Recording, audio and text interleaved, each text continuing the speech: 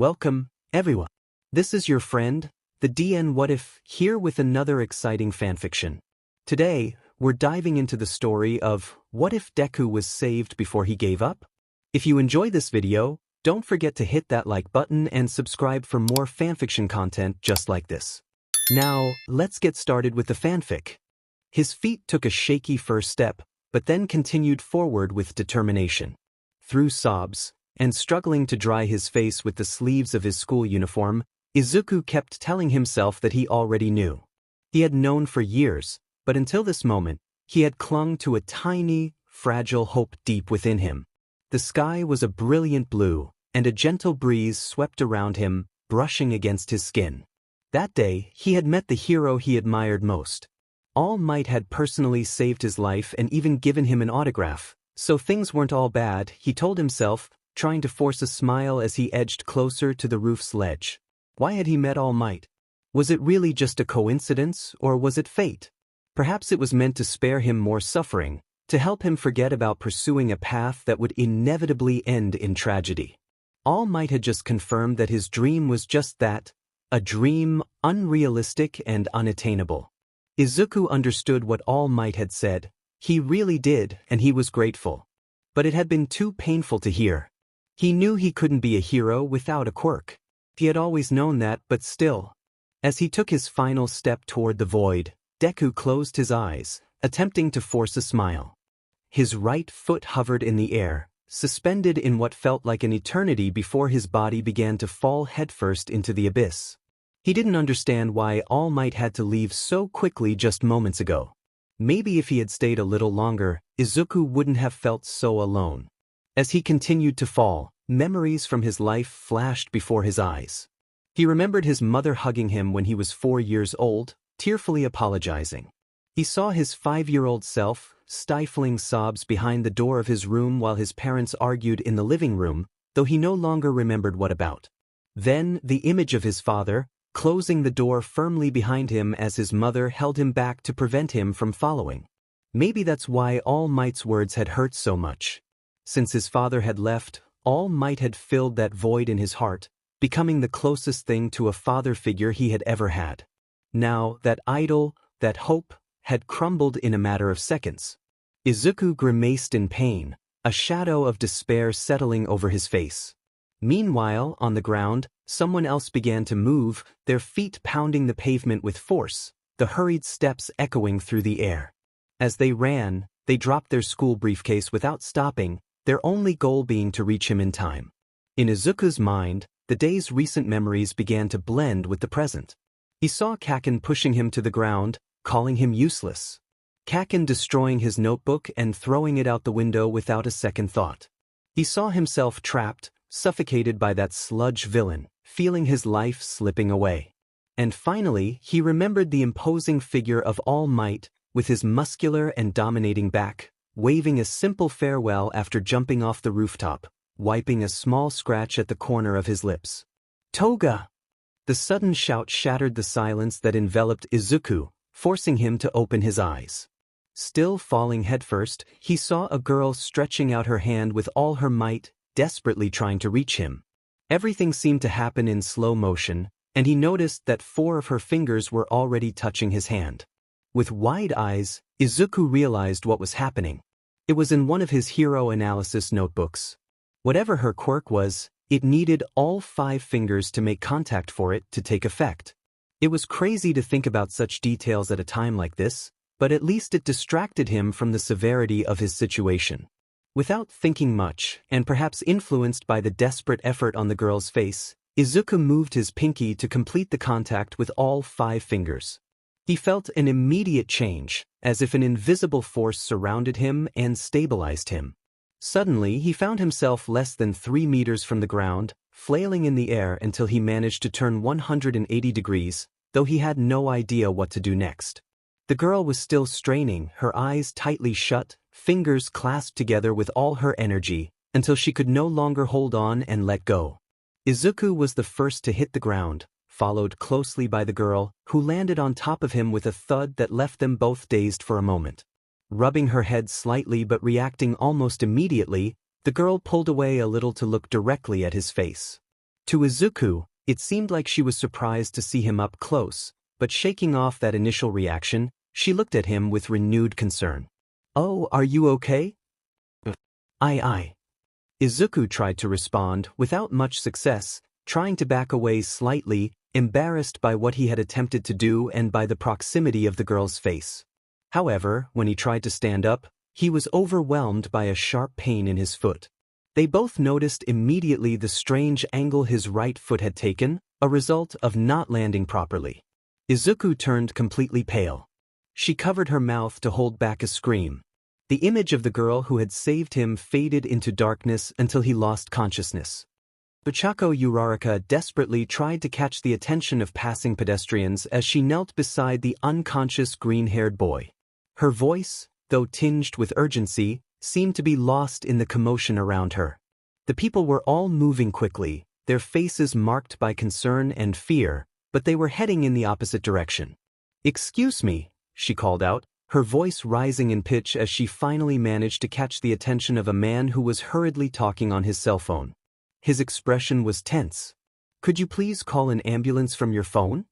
The man barely glanced at her, clearly distracted, but his gaze softened slightly as he registered the sight of the boy sprawled on the ground. With a quick nod, he pointed down the street.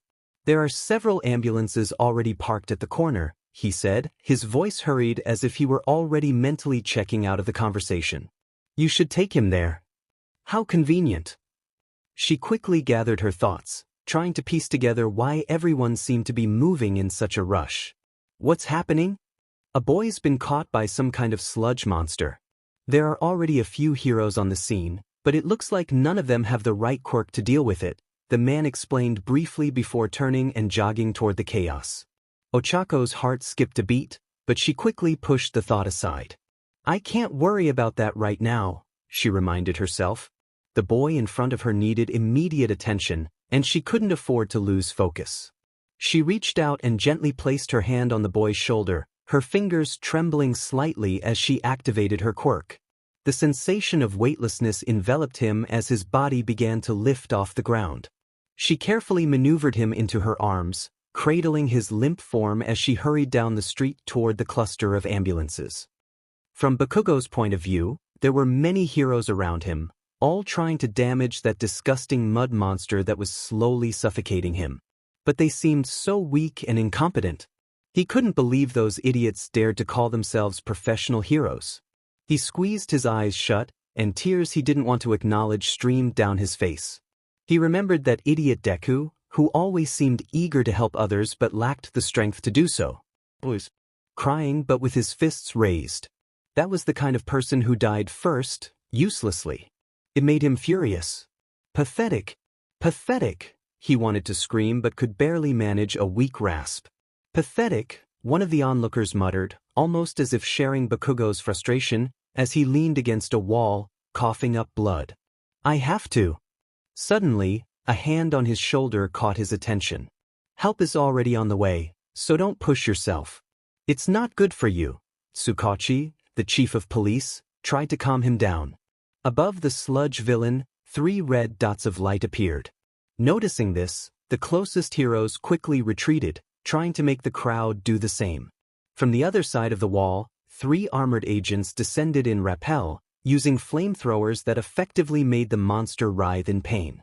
Still trapped, Bakugo felt the heat from the flamethrowers, his skin beginning to sweat, but the pressure on his arms eased slightly. That's when he saw his chance.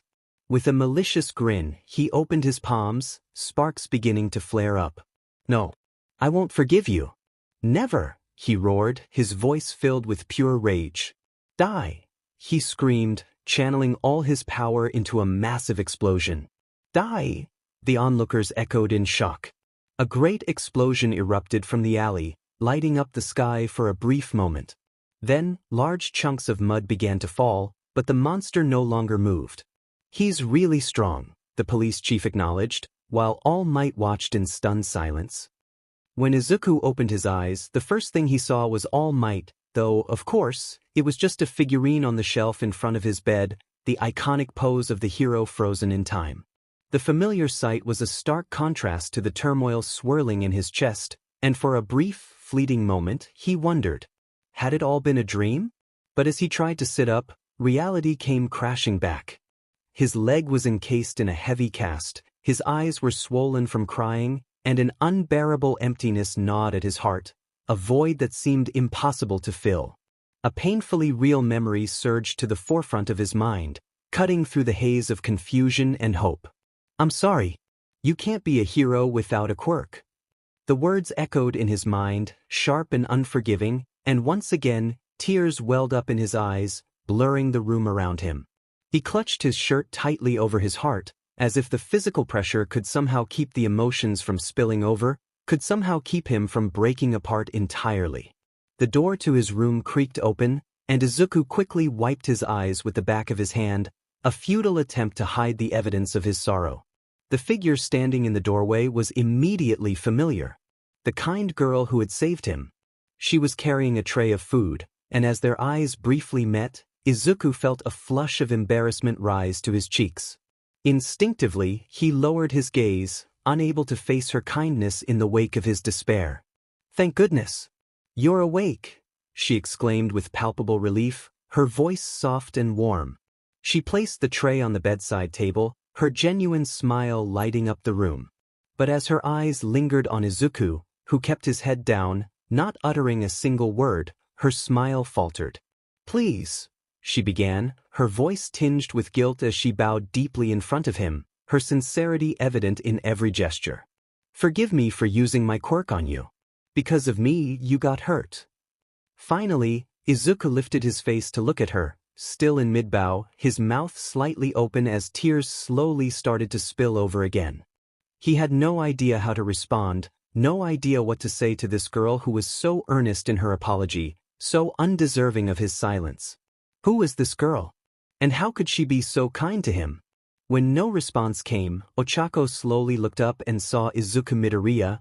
His name had been mentioned by his mother. Crying uncontrollably, his sorrow laid bare. "Are you in pain?" she asked, her concern deepening as she reached out, her hand hovering just above his shoulder, hesitant to touch him. "Izuku!"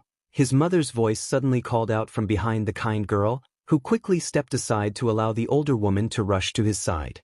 "I was so worried when you didn't wake up," she cried, her hands frantically checking his face and arms for any sign of injury, as if she could somehow erase his pain with her touch. "Mom!" Izuku murmured softly, the word barely escaping his lips as he sought some context, some understanding of how he had ended up here. "This young lady kindly brought you home after you were treated by Recovery Girl," his mother explained, her voice trembling with gratitude as she wiped her nose with a tissue. Despite the tension in the room, she managed a small, grateful smile. "We owe this young lady a lot," she added, her voice filled with sincerity as she looked at Oaco with a mixture of admiration and gratitude. Izuku made an effort to sit up, though his movements were slow and labored. His body still ached from the ordeal, and his mind was a storm of conflicting emotions. Meanwhile, Oaco Uraraka raised both her hands in front of them, a gesture meant to deflect their gratitude. "No, actually," she began, her cheeks flushing with embarrassment as both mother and son bowed their heads in appreciation. "I was just apologizing to your son for using my quirk on him without his consent. I've heard of cases where that has ended very badly. The truth is..." Oaco trailed off, her words faltering as she struggled to explain her actions.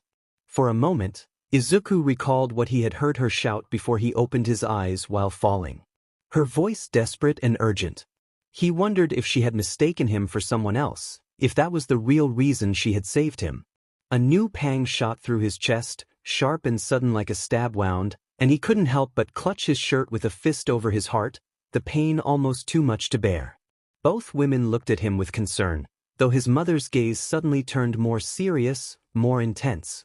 "When I went to the school to report your condition, some of your classmates told me that a boy named Bakugo has been bullying you for a long time," she said, her voice steady but filled with an undercurrent of anger. Izuku felt a chill run down his spine, as he realized exactly where this conversation was heading. His mother took him by both shoulders, her grip firm but trembling as she tried to hold back her tears. Izuku couldn't bring himself to meet her eyes. "Why didn't you tell me?" she asked, her voice breaking as she struggled to keep her composure. The silence stretched on, heavy and endless, as mother and son now stared at each other with tear-filled eyes, the unspoken words hanging in the air like a dark cloud. "It's not what you think," Izuku barely managed to say, his voice a mere whisper, his throat tight with emotion. "I want you to tell me," she urged, her grip on his shoulders tightening slightly. "Tell me if it was that Bakugo or one of his friends who pushed you off the building." Izuku covered his mouth with both hands, shocked that his mother would ask so directly, though deep down, he had seen it coming. He shook his head vigorously, his emotions swirling in a chaotic storm. Feeling a bit uncomfortable, Oaco glanced around the room, her eyes catching on the various All Might memorabilia that adorned the walls and shelves, a testament to Izuku's unwavering devotion to the hero. "By the way," she interjected, her voice breaking the tension as she remembered something important. "Phew.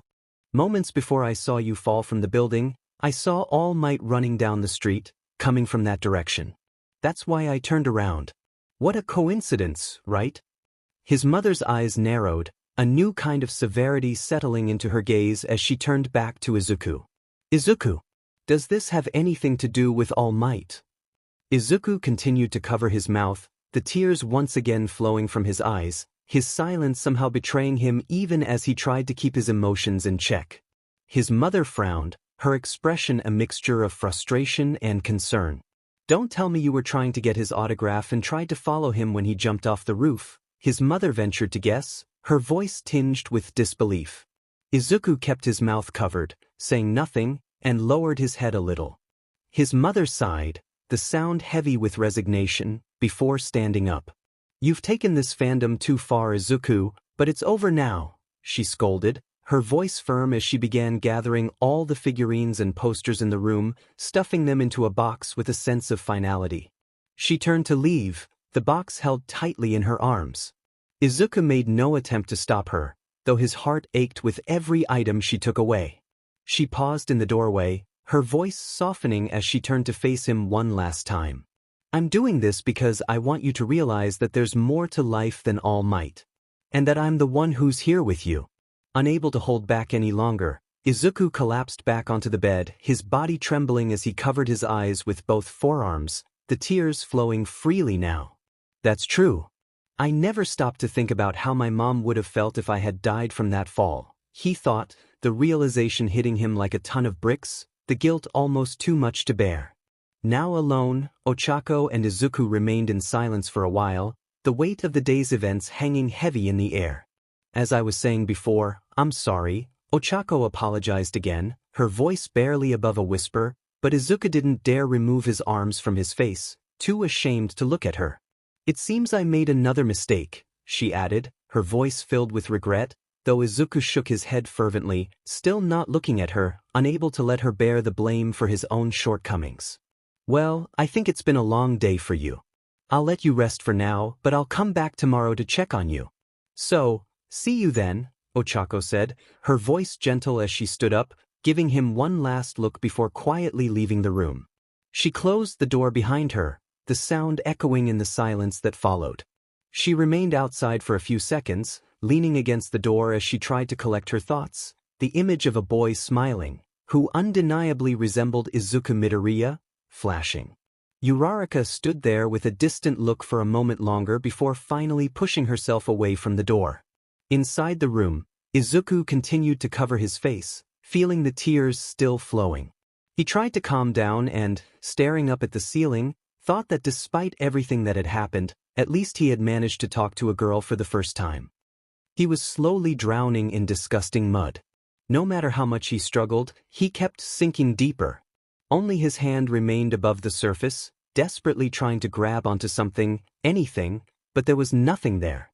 Bakugo jolted awake in what was clearly a hospital room. As he turned, he saw his mother with an expression he didn't like at all. "Was that pity?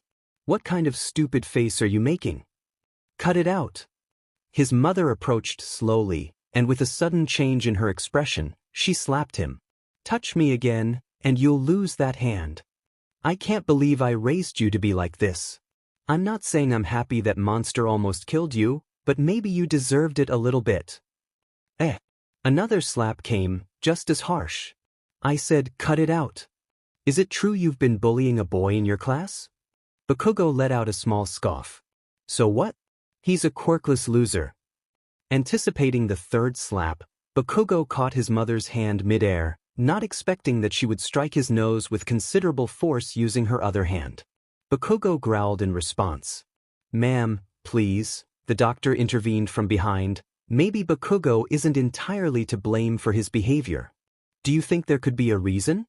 Bakugo's mother asked, rubbing her wrist. Don't talk about me like I'm not here, get it? Bakugo complained, still holding his nose. We ran several lab tests to ensure there was no residue of the sludge monster left in your son's body. We also discovered that his testosterone levels are excessively high. This is likely a side effect of his quirk. In a woman like you, who doesn't naturally produce the substance, it wouldn't be an issue, but in a male, it can manifest as severe mood swings with a tendency towards aggression and violence. You should test this woman too. As far as I'm concerned, she's almost a tomboy. Bakugo's mother threatened him with her fist from a distance, her action blocked by the doctor's arm. I recommend you administer this medication daily, the doctor said, handing over some boxes and syringes. You might see some improvements over time. Thanks for helping me with this. Toshinori took a big sip of coffee, briefly catching a glimpse of his sunken eyes reflected in the dark liquid. It's nothing, the police chief replied, taking a final sip from his own cup. I have to admit, I was also intrigued by that boy, Bakugo, after seeing how he took down that monster with a single attack. But, to be honest, what I found isn't very flattering and I doubt you'll like it, he warned, handing him a folder. On the first page, Toshinori found a picture of the boy in question, along with general information like age, weight, and the features of his quirk. However, as he flipped through the school records, All Might quickly understood what his friend was referring to. It seems he's doing well in school, but he has some issues with his temper. Maybe with some medication and professional help. I wish that were all.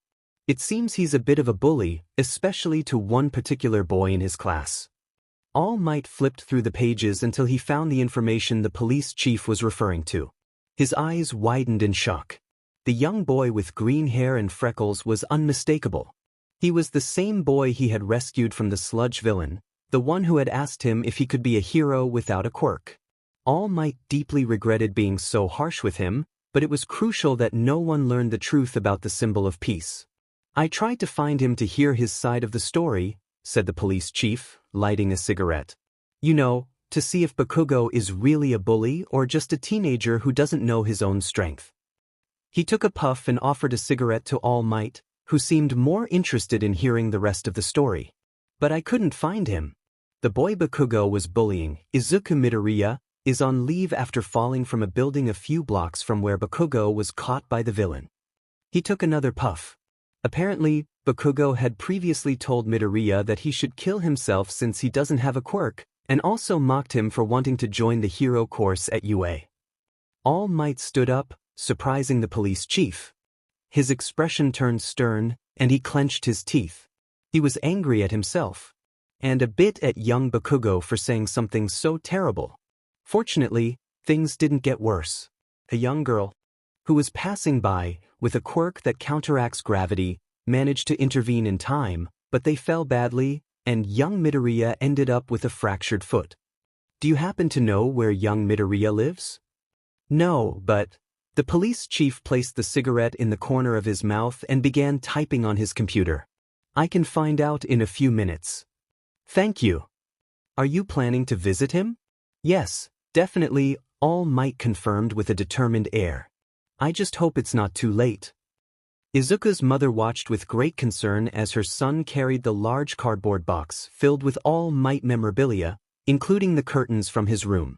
It was a relief to see him up and about again, thanks to Recovery Girl's quick healing, but she had a sinking feeling that something was seriously wrong.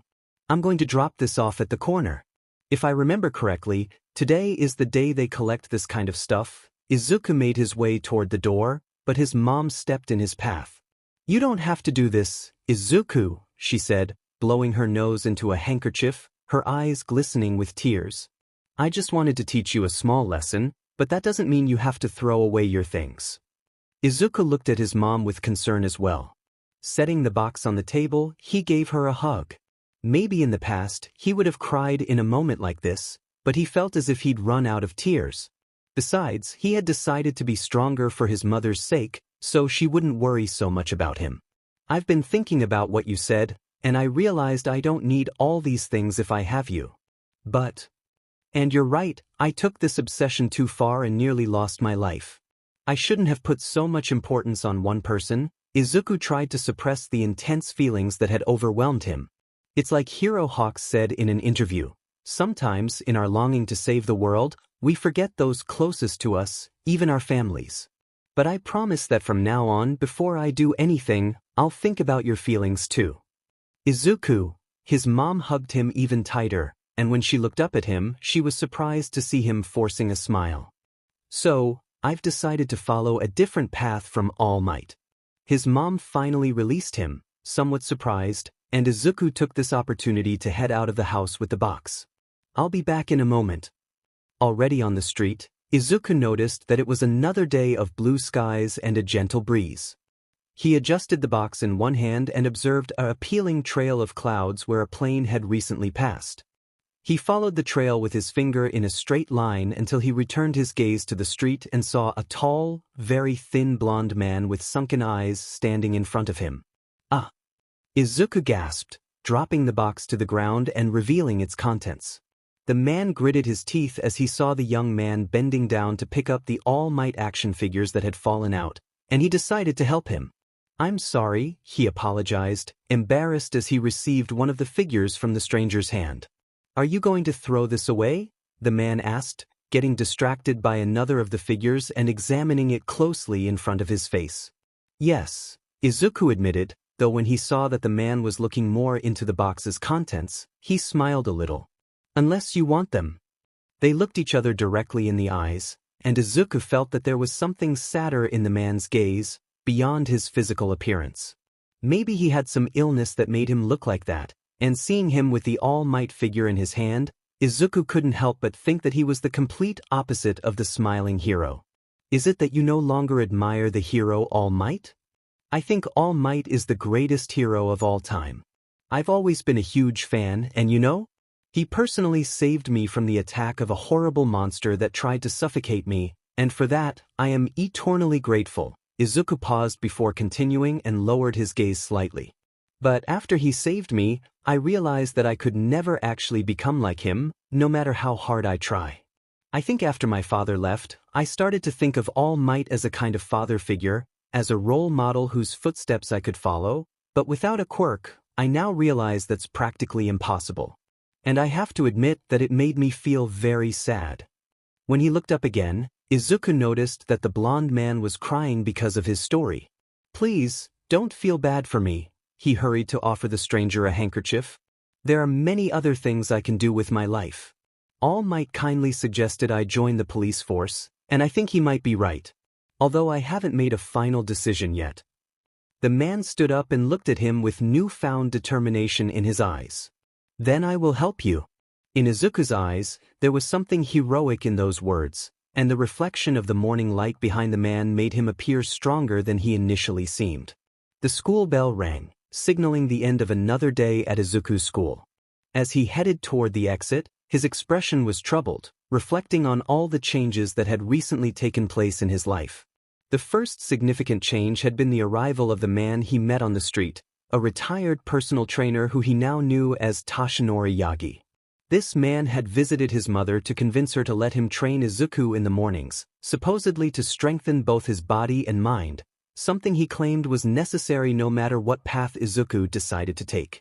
He had also promised to introduce Izuku to the chief of police in the city, allowing him to participate in a special course to see if he might be interested in joining the police force.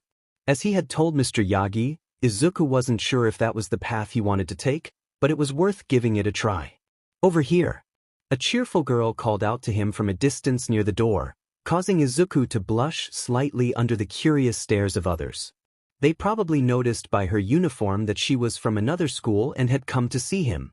That had been the second big change in his life. The kind girl, who he now knew as Oaco Uraraka, had started coming to see him every day after school so they could walk to the station together. They always talked about interesting things like heroes or the news, and Izuku definitely wanted to keep seeing her. But deep down, part of him wondered about the real reason she continued visiting him even after he had recovered. And sometimes, that made him feel something strange, a mix of happiness and anxiety that he didn't know how to handle. A small huff from behind sent a chill down Izuku's spine. "Move aside, Kaken complained from behind him, only now noticing that he had stopped walking, lost in his thoughts. "Sorry, Kaken." Izuku quickly moved out of the way, noticing the slight change in Kaken's expression. Lately, he seemed more serious than usual, which made him look intimidating in a way that Izuku couldn't quite define. This was definitely the biggest change in Izuku's daily life. For some reason, Kaken had stopped picking on him. Izuku wondered if it was because of the incident with the sludge monster. Unlike him, Kaken had been able to fight the monster and win. There was clearly a huge gap between the two of them.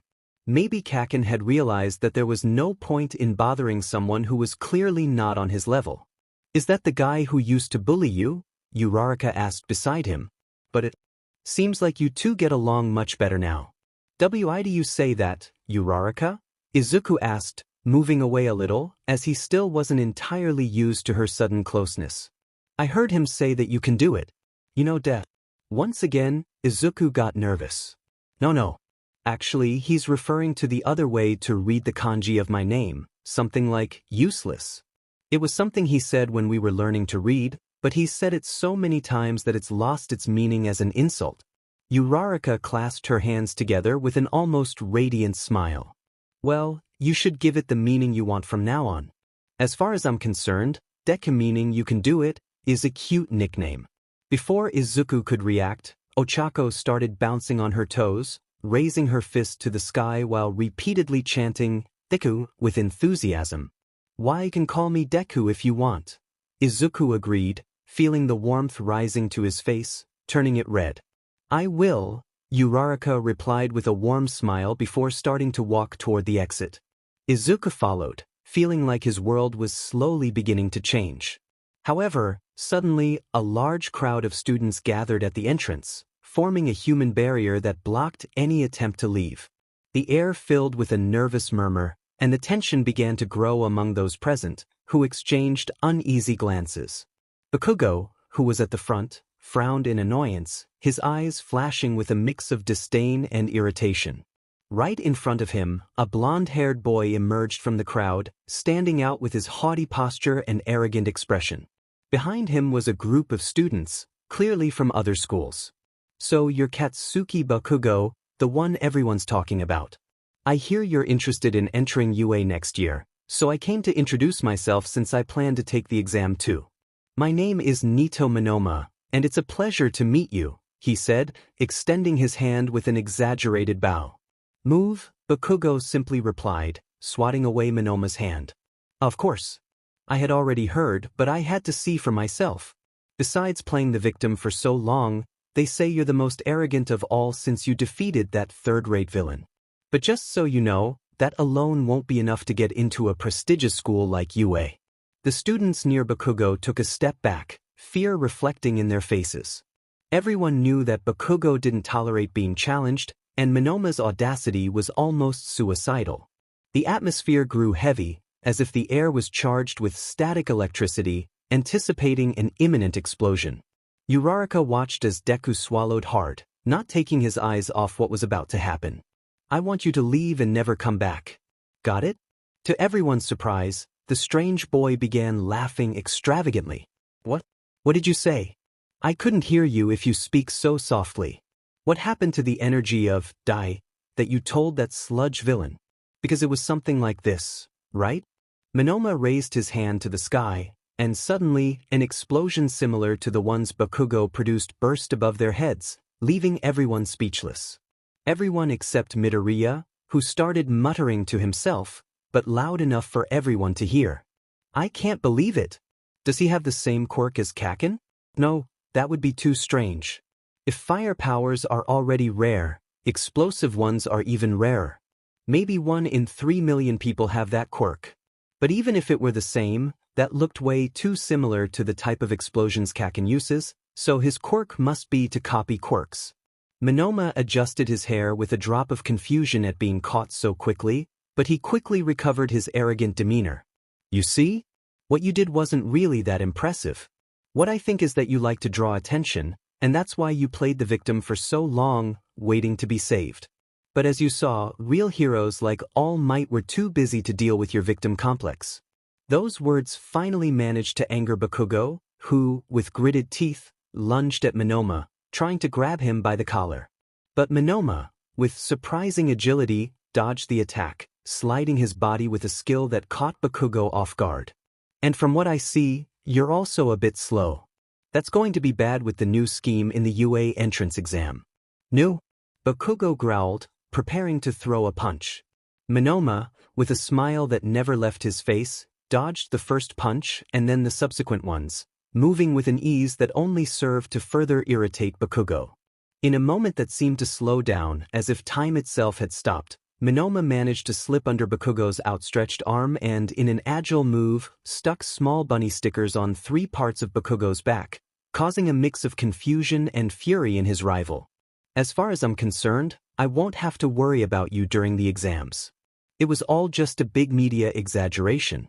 Monoma let out another extravagant, almost theatrical laugh, enjoying the humiliation he was inflicting. What a loser! Monoma taunted, pointing at Bakugo. Bakugo began to spark from his palms. That's enough. A firm voice interrupted the chaos. A red-haired girl with a long ponytail bouncing behind her appeared out of nowhere, hitting Monoma on the back of the neck with enough force to make him stumble. Then she grabbed him by the neck like a disobedient puppy. So this strange excursion to get crepes was about this. You should be ashamed. She then gave everyone a slight bow as a sign of apology and farewell. Everyone watched as the students from other schools left, leaving them with a feeling of disbelief at how everything had ended in such a pathetic way. On the train ride back home, the rhythmic sound of the carriage accompanied the gentle sway of the journey.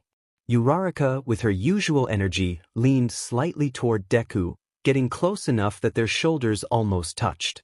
She was interested in the information he was searching for on his phone. As she did so, she noticed something that caught her attention. This time, Deku didn't show his usual shyness or nervousness at their proximity. Was he finally getting used to her presence, or was he so absorbed in what he was reading that he didn't notice? A soft smile appeared on Uraraka's lips as she hoped it was the latter. Seeing Deku blush seemed unusual for a guy, but that very rarity was what made it incredibly adorable to her. Here it is, Deku announced. It says that the new UA High Principal, Shoyuda Aizawa, decided as his first change in administration to modify the UA entrance exam, which has remained the same for over 2 decades. What happened to the previous principal? Uraraka asked, visualizing the former principal, Nizu, with his characteristic smile and the mental image of him waving. Apparently, he decided to take a break from teaching to pursue a political career. He wants to run for mayor of the city.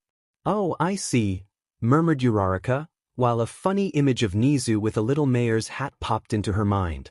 Meanwhile, Deku continued scrolling through the information on his phone, his expression still serious. This is what Monoma was referring to, he said, showing Uraraka his phone, which displayed a silhouette of a human body with 3 red lights marked in different spots. The first filter for entering UA will be a competition in which the applicant must avoid being tagged on 3 sensors attached to their body while trying to tag 3 other candidates to disqualify them. This way, the new principle aims to provide fairness to applicants with quirks that are different from those based on physical strength, like psychic or intelligence-based quirks. Before, the exam consisted of fighting robots and gathering points, like in a video game, Uraraka commented, and Deku nodded in agreement. In a competition like that, Kaken wouldn't have any trouble getting in, Deku continued. But from what we saw today, agility has become something really essential. I think the ability to think quickly could also be decisive, Uraraka added with a smile, pointing at him. You impressed all of us with how fast you analyzed Monoma's quirk. Are you sure that's not your quirk? Have you ever taken any IQ tests? Finally, Deku began to blush and made funny hand gestures, much to Uraraka's delight. My mom took me to a lot of tests, including intelligence ones, but it turned out I was just slightly above average, nothing worth bragging about, and certainly not something that could be classified as an IQ quirk. It was still impressive, Uraraka smiled, and Deku couldn't help but cover his face with his forearms, trying to hide the growing blush he felt. Uraraka's warm words had completely disarmed him. "Oh, this is my stop," Uraraka suddenly realized, getting up. "See you tomorrow." Deku nodded, still somewhat hidden behind his arms, unable to look at Uraraka directly as she said goodbye with a smile. Would he ever manage to properly say goodbye to her? He wasn't sure. All Might arrived at the police chief's office with a smile. "Hello, how have you been?" The police chief greeted him with a firm handshake, noting the elegance of the suit All Might was wearing. "Oh, right, I remember now. Starting today, you'll be beginning your training to teach at UA next year. Don't forget to send my congratulations to the new principal." "Of course, I will," All Might replied as he took a seat. Gradually, his imposing figure began to shrink, revealing the thin and worn Toshinori Yagi hiding behind the facade of the symbol of peace. He let out a weary sigh. "Although I must admit that I'm a bit concerned about the hero candidates for next year. It seems like Aizawa won't hesitate to disqualify any candidate he deems unworthy to." The police chief nodded, his expression mixing understanding with seriousness. "I recall hearing him say that there's nothing more cruel than letting a dream collapse halfway." Toshinori reflected on those words, knowing Aizawa had a point, even though he couldn't shake a certain unease. "But taking someone's dream away so quickly can also be very cruel," he murmured, more to himself than to his interlocutor. The police chief noticed the comment but decided not to delve deeper. There were more urgent matters at hand. "Anyway, the reason I called you is that we need your help investigating a case." The chief handed Toshinori a folder.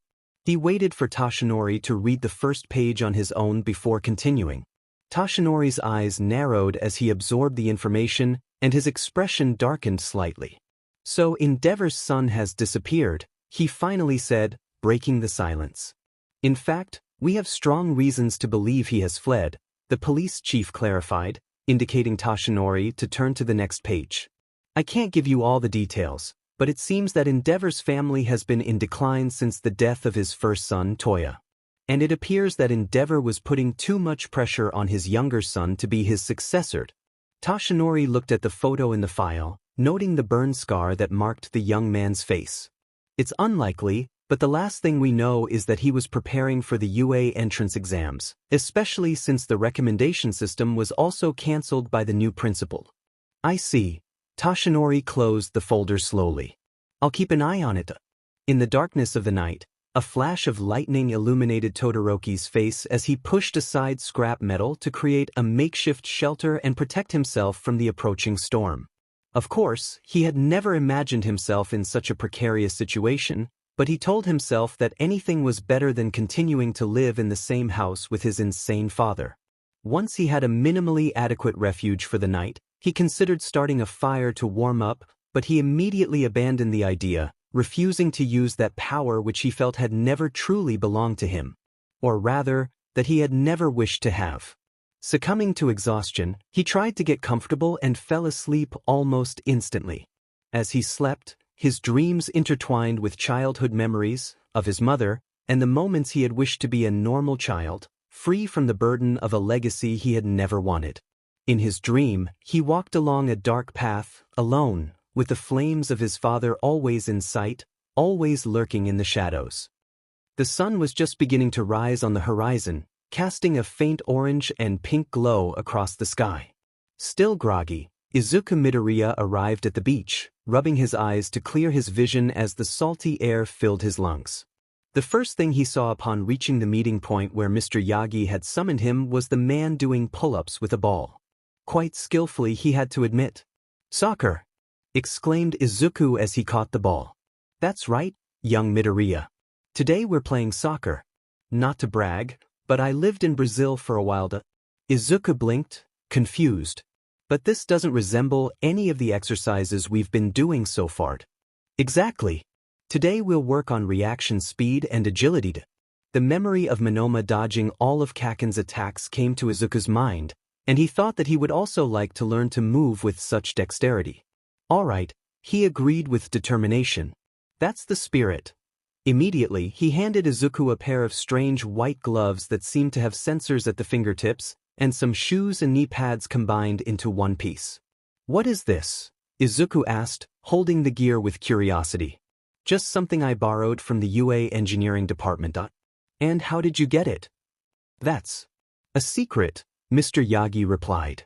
Izuku was already getting used to that kind of answer and began putting on the gear, feeling a bit odd at first. Sometimes he felt like Mr. Yagi was making fun of him, but in the end, thanks to his help with the morning training sessions, he had begun to notice some changes in his physical build, and that made him feel more confident in himself. The first thing you'll do is try to hit that target out there using the ball. Toshinori pointed to a buoy in the sea quite far from the shore. But that's impossible, protested Izuku, surprised by the distance. Without wasting any time, Toshinori took the ball from Izuku's hands and, with a single, powerful kick, struck the buoy effortlessly. It's not a matter of strength, but rather focusing the energy on a single point. As you'll notice, today we have the tide in our favor, so the ball will eventually come back to. Izuku noticed a net bag filled with many ball. And what about the beach cleaning project? He asked, placing the ball on the sand, his mind refocusing on the task. The buoy moved constantly with the flow of the water, challenging him. Let me worry about that, Toshinori replied. Izuku nodded, taking a deep breath before launching his first kick. The ball flew toward the sea, and Izuku was surprised to see that, although he missed the buoy, the ball had come close. Toshinori scratched his chin, clearly impressed. Do these things help focus the energy? Izuku asked, looking more interested in the gloves and shoes. Something like that, Toshinori answered without giving more details. I'll come back in the evening to clean the beach, Deku proposed, setting up a second ball to kick. We'll see if you have the energy for that, young Midoriya. Remember, since it's the weekend, we'll train until noon, and this will be the lightest thing we do today. Deku's face showed slight concern at this statement. Undoubtedly, Mr. Yagi had proven to be a very strict trainer. Deciding not to worry in advance, Izuku kicked the ball again, this time with more force and precision. The ball flew straight toward the buoy, until a shadow crossed the sky. Wow, exclaimed a young man with large red wings, intercepting the ball in midair and starting to do pull-ups with it.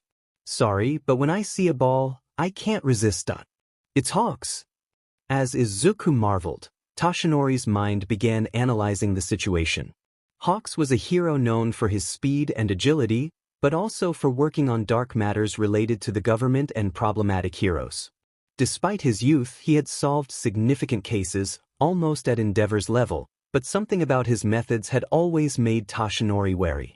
As if reading his thoughts, Toshinori suddenly saw the intentions of the winged hero.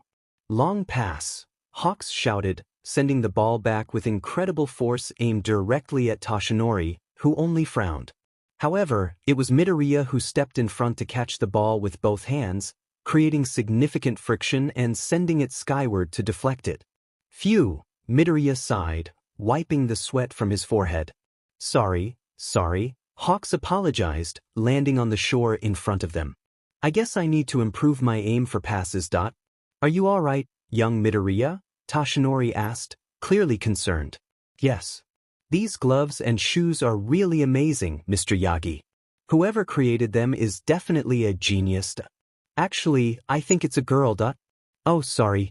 I didn't mean to assume only men study engineering, but yes, I understand. It's like the hero profession, which initially had few women. That's what I thought too. Hawks cleared his throat, noticing they had ignored him. Sorry to interrupt such a pleasant chat, but I'd like to ask if you've seen anything or anyone unusual around here. Izuku stepped forward, always willing to help. We always come here to train in the mornings, but so far we haven't seen anyone suspicious around. If we see anything, we'll report it immediately to the police. Hawks nodded, but his gaze shifted to Toshinori, coming so close that Izuku felt a certain tension in the air. And what about you, Mr. Yagi? Hawks asked, his voice low and laden with insinuation. Toshinori looked at him coldly, his brow furrowed. I haven't seen anything. Really? Because you seem a bit suspicious to me. Worried about the growing tension, Izuku tried to intervene. Mr. Toshinori is a good man, but Toshinori gently stopped him, raising a hand. Don't worry, young Midoriya.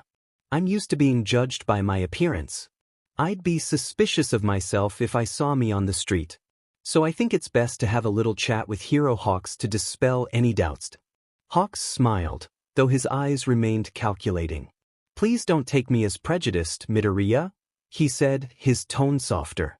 It'll just be a brief chat to rule out any details this kind man might have to tell me, and you'll have Mr. Yagi back. Izuku nodded, though he couldn't help but feel worried. All right. Wanting to ease his pupil's worry, Toshinori gave him one last instruction before leaving with Hawks. Keep doing this training until you've done it 100 times and then do 100 pull-ups in a row without dropping the ball. 100 pull-ups. Izuku exclaimed, shocked. But this is my first time playing with a soccer ball. Toshinori approached and placed a comforting hand on Izuku's head, a warm smile on his face. I know you can do it. Izuku wasn't sure what caused it, but for a brief moment, a nearly mystical connection seemed to bond him with Mr. Yagi. Something warm and bright, as if they shared a silent understanding. And Toshinori seemed to notice as well because he gave a smile that Midoriya thought was quite pleasant and tried to return it as best as he could. I'm glad to see you smile again, young Midoriya, Toshinori thought, very pleased. Let's go, Mr. Yagi, Hawks interrupted, walking toward the beach exit and turning his back on them. The sooner we leave, the sooner we'll return. Toshinori quickened his pace to catch up with Hawks, and Midoriya watched them walk away from the beach. Without realizing it, he touched his hair where it had been flattened and soon returned to his training. Katsuki Bakugo, with his usual scowl, recoiled from his mother, Mitsuki, who held a syringe in her hand. I don't like this, Katsuki growled, keeping his eyes fixed on the injection his mother was trying to administer. I think this stuff is just doping me up, making my explosions less powerful and slowing my reactions down. Mitsuki, with her characteristic disdain, rolled her eyes at her son's complaint. Well, maybe if you trained more, you could fix that. Without further warning, Mitsuki grabbed Katsuki's arm with surprising speed and injected the liquid in one swift motion. Katsuki barely had time to react, his disbelief reflected in his eyes. Do you see now? He exclaimed, frustrated as he roughly pulled his arm away. If an old lady like you could catch me so easily, I don't know what will happen during the UA entrance exam. Mitsuki, far from being offended by her son's insult, offered a mocking smile and reached out to ruffle his hair, something she knew irritated him deeply. Katsuki flinched, stifling a growl as his mother looked at him sternly. I'll tell you this one more time, train for this and stop being so arrogant already. Her words came out with firmness, each syllable emphasized to ensure the message penetrated her son's stubborn mind. Katsuki glared at her with fury but said nothing. His eyes burned with frustration, but deep down he knew there was some truth to what his mother said. With a disdainful grunt, he turned and left the room, leaving a palpable tension in the air. Mitsuki watched him leave, her expression hardened, but her eyes showing a mix of concern and determination. She stood there, motionless, for a moment before feeling a presence behind her. Her husband, Masaru, was sitting at the table, watching her with a calm but inquisitive expression. Don't you think you're being a bit harsh on him? Masaru asked in a soft tone, with no trace of reproach, only genuine concern. Mitsuki sighed, letting her shoulders slump as she walked over to the window. The afternoon sun illuminated the branches of a nearby tree, its leaves moving gently with the breeze. I pampered him for a long time because I liked getting praise for his quirk, Mitsuki responded, her voice softer now, almost melancholic. But that only turned him into a boastful fool. From now on, he'll have to work harder. He needs to realize that if he doesn't, he could become a burden to someone else. Masaru watched his wife, understanding the concern driving her to be so tough. He knew that Mitsuki, though strict and sometimes severe, only wanted what was best for their son. She didn't want Katsuki to fall into the trap of self-satisfaction, especially with the uncertain future ahead. He's strong, Mitsuki. But he needs to learn that not everything can be achieved with sheer brute strength, Masaru said, trying to calm his wife's fears. Mitsuki nodded slowly, her gaze still fixed on the tree outside. The window. The branches continued to sway gently, reflecting the wind that was beginning to pick up. She knew Masaru was right, but she also knew that Katsuki had to learn that lesson for himself, and only then could he truly blossom as a hero. Inside the small cafe, the atmosphere was charged with tension despite the seemingly calm surroundings. Toshinori, with his serious and stern demeanor, faced the young hero Hawks, whose relaxed and carefree attitude contrasted with the gravity of the matter at hand. "Let's get to the point," Toshinori said, maintaining his serious expression. "If this is about Endeavor's son, Oh no. Hawks quickly shook his head, his mischievous smile barely visible.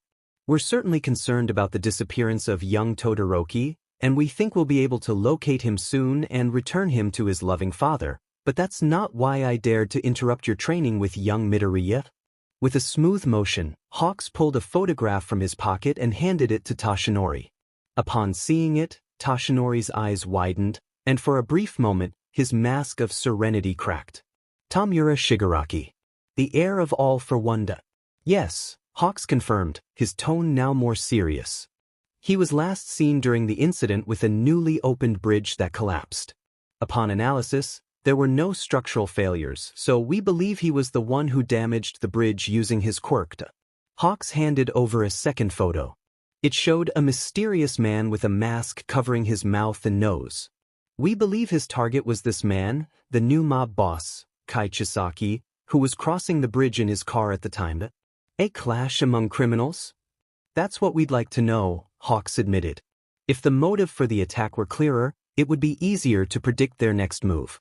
And that's why I'm asking you. Hawks's demeanor had turned unusually serious. When you fought All for One last time, was there anything that indicated he was leaving any unfinished business for his successor? No, Toshinori replied firmly.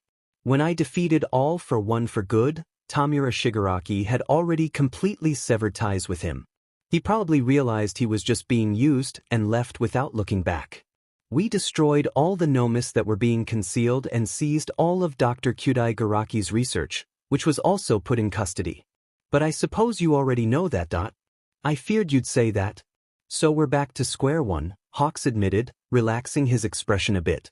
And how are you faring after that fight, if it's not too much to ask? A deep sigh escaped Toshinori, as if the memories of that battle still weighed heavily on his chest. I can now only operate as a hero for 15 minutes a day, so it has become a matter of showing up and disappearing. Still, you surpassed Endeavor and me once again in this year's popularity rankings. And while it's not like anyone really pays attention to those details, don't you think it's time for you to retire? Toshinori shifted his gaze to the nearby window, his eyes settling on an empty nest in a tree, the bare branches swaying gently with the breeze. Hawks followed his gaze, understanding the symbolism without needing words. Yes. I see. You're still in the process of finding a worthy successor to be the new symbol of peace before you can retire. Hawks took a sip from his coffee cup, trying to hide a smile. Could it be young Midoriya?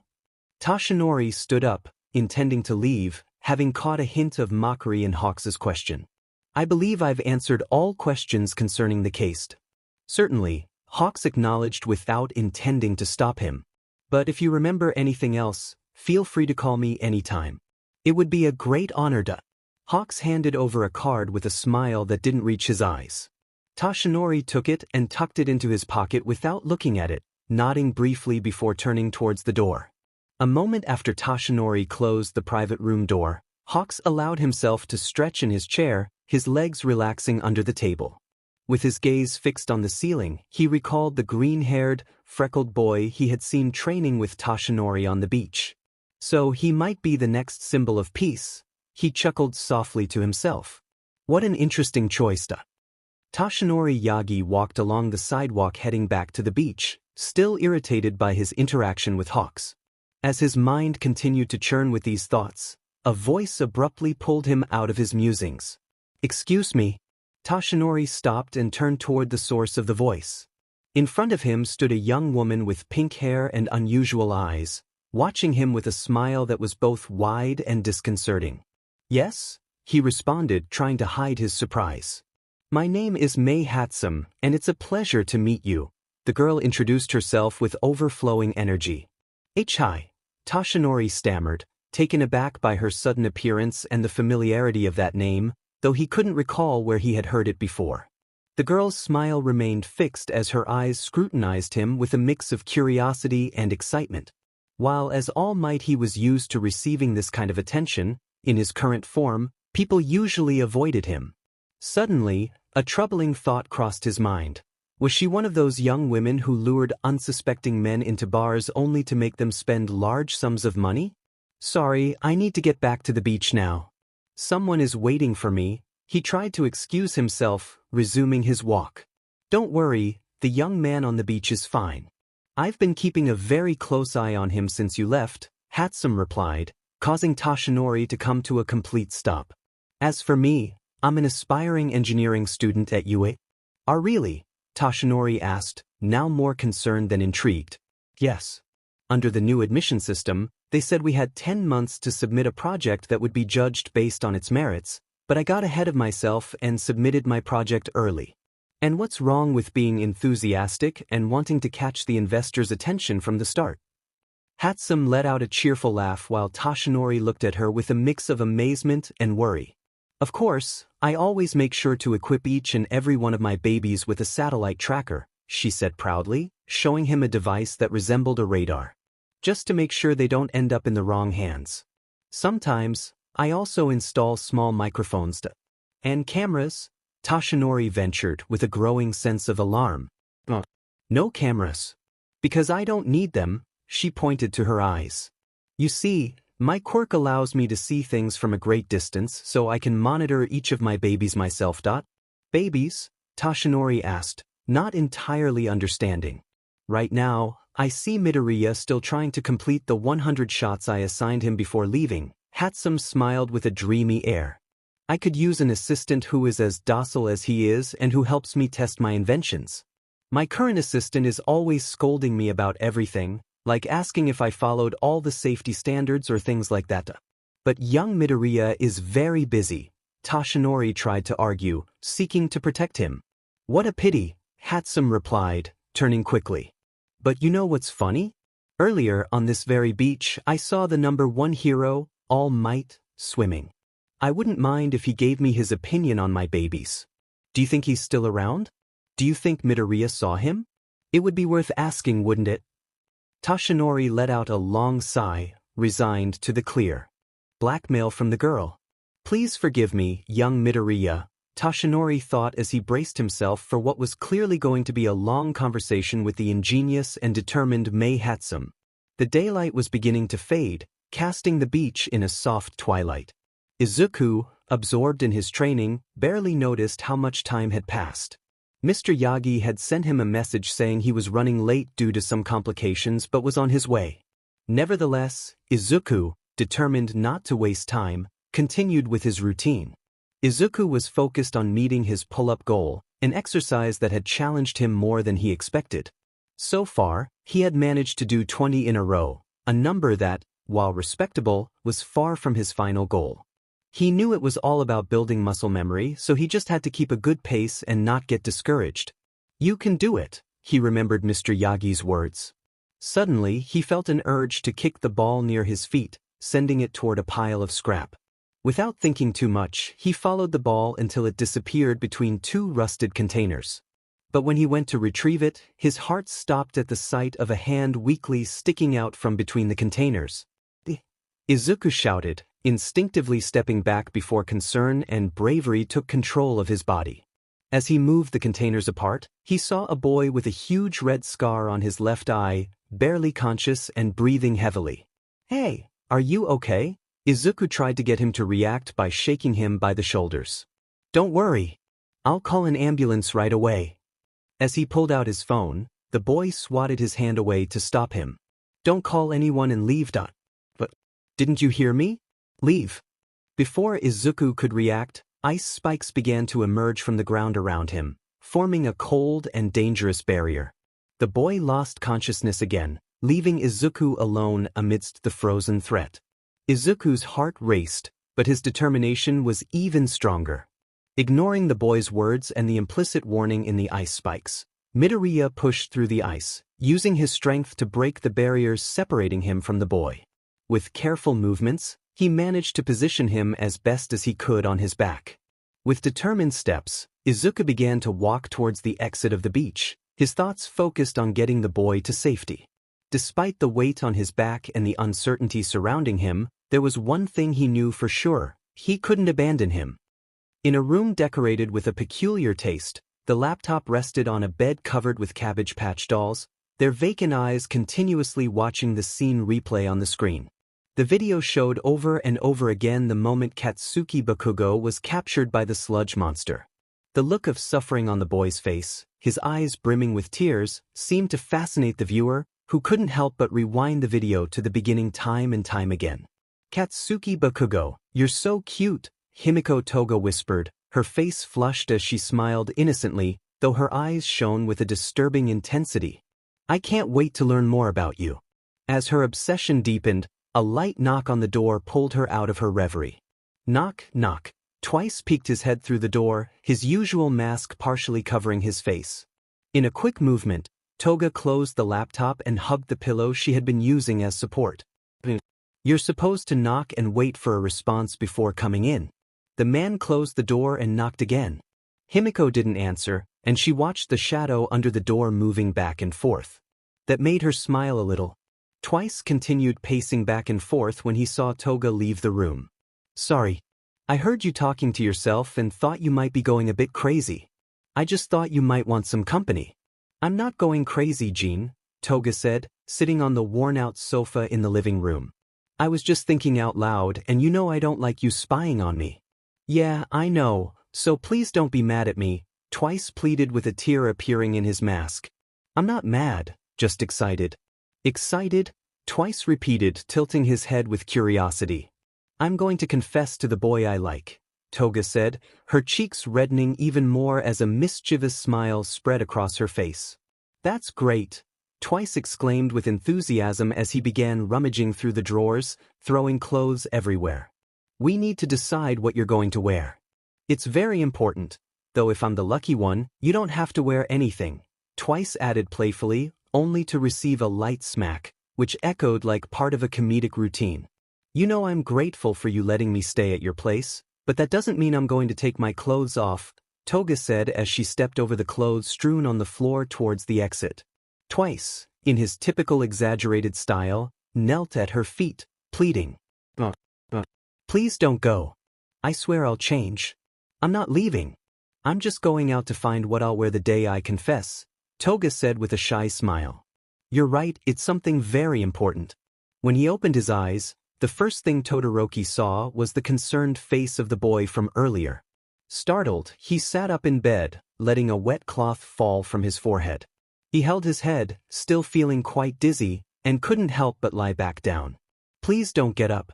You still have a bit of a fever," Midoriya said, placing the wet cloth back on Todoroki's forehead. "Are we in the hospital?"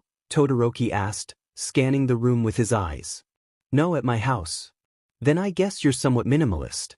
Midoriya smiled a bit, embarrassed. "A lot happened and I got rid of most of the decorations." "I see." Todoroki closed his eyes again. "Does anyone else know I'm here?" "No." Midoriya got up and walked toward the door. "So for now, try to rest." Seeing no response, Izuku left the room, but before closing the door, he heard Todoroki speak again. "Make sure no one finds out I'm here." Izuku responded with a small sound of acknowledgement. As he took his phone out of his pocket, Izuku noticed several new messages from Mr. Yagi.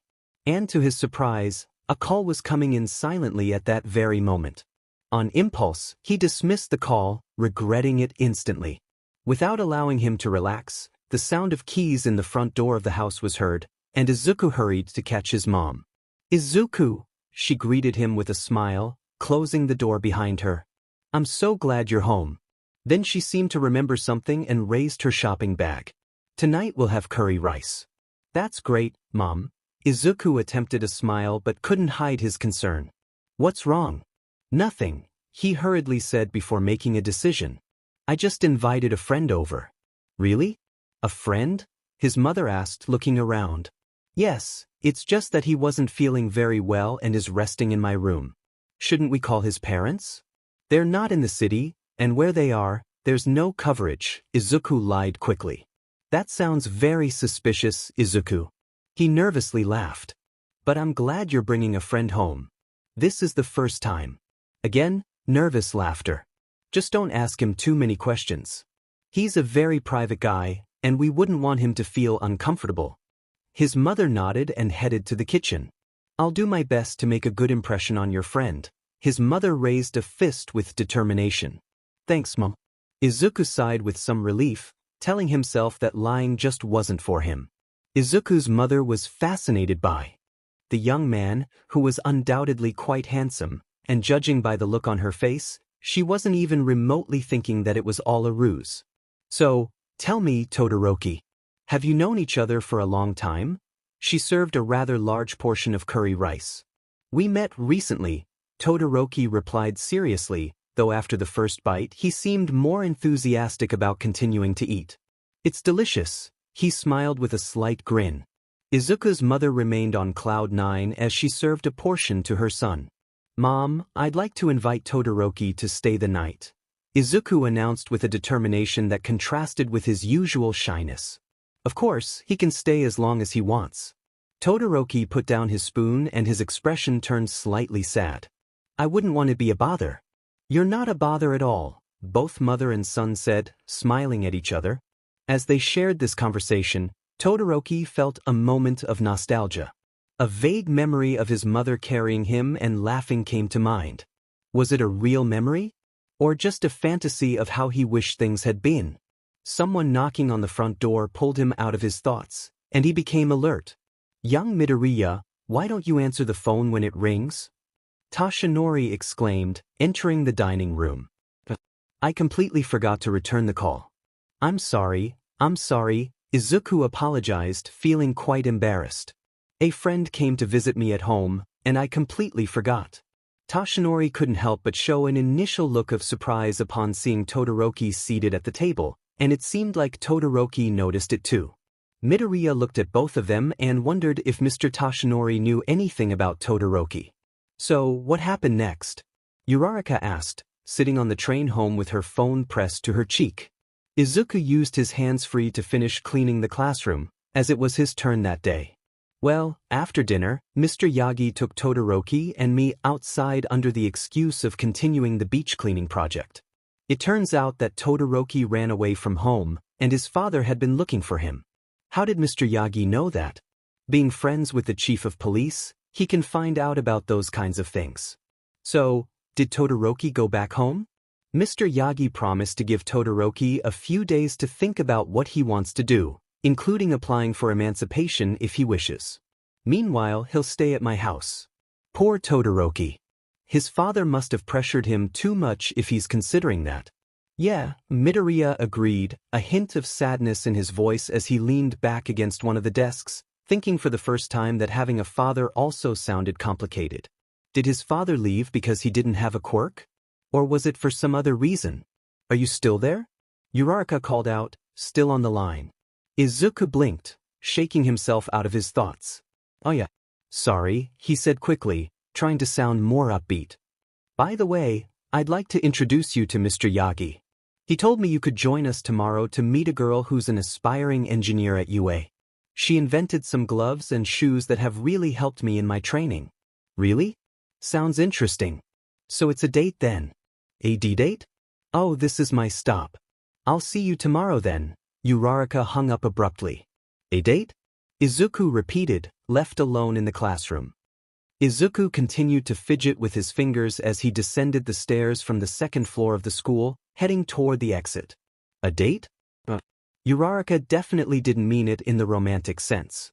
Besides, he had already told her that Mr. Yagi would be accompanying them, so it was clear that by date, she meant it was a given they'd meet tomorrow. Then again, this would be the first time they'd see each other on a weekend. Izuku blushed slightly. Would it be a good idea to bring some extra money in case Uraraka wanted to go to a cafe after meeting the aspiring engineer?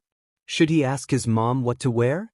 Many thoughts swirled in his mind, and he nearly tripped on the last step leading to the lockers, having to step back to avoid falling. I like you.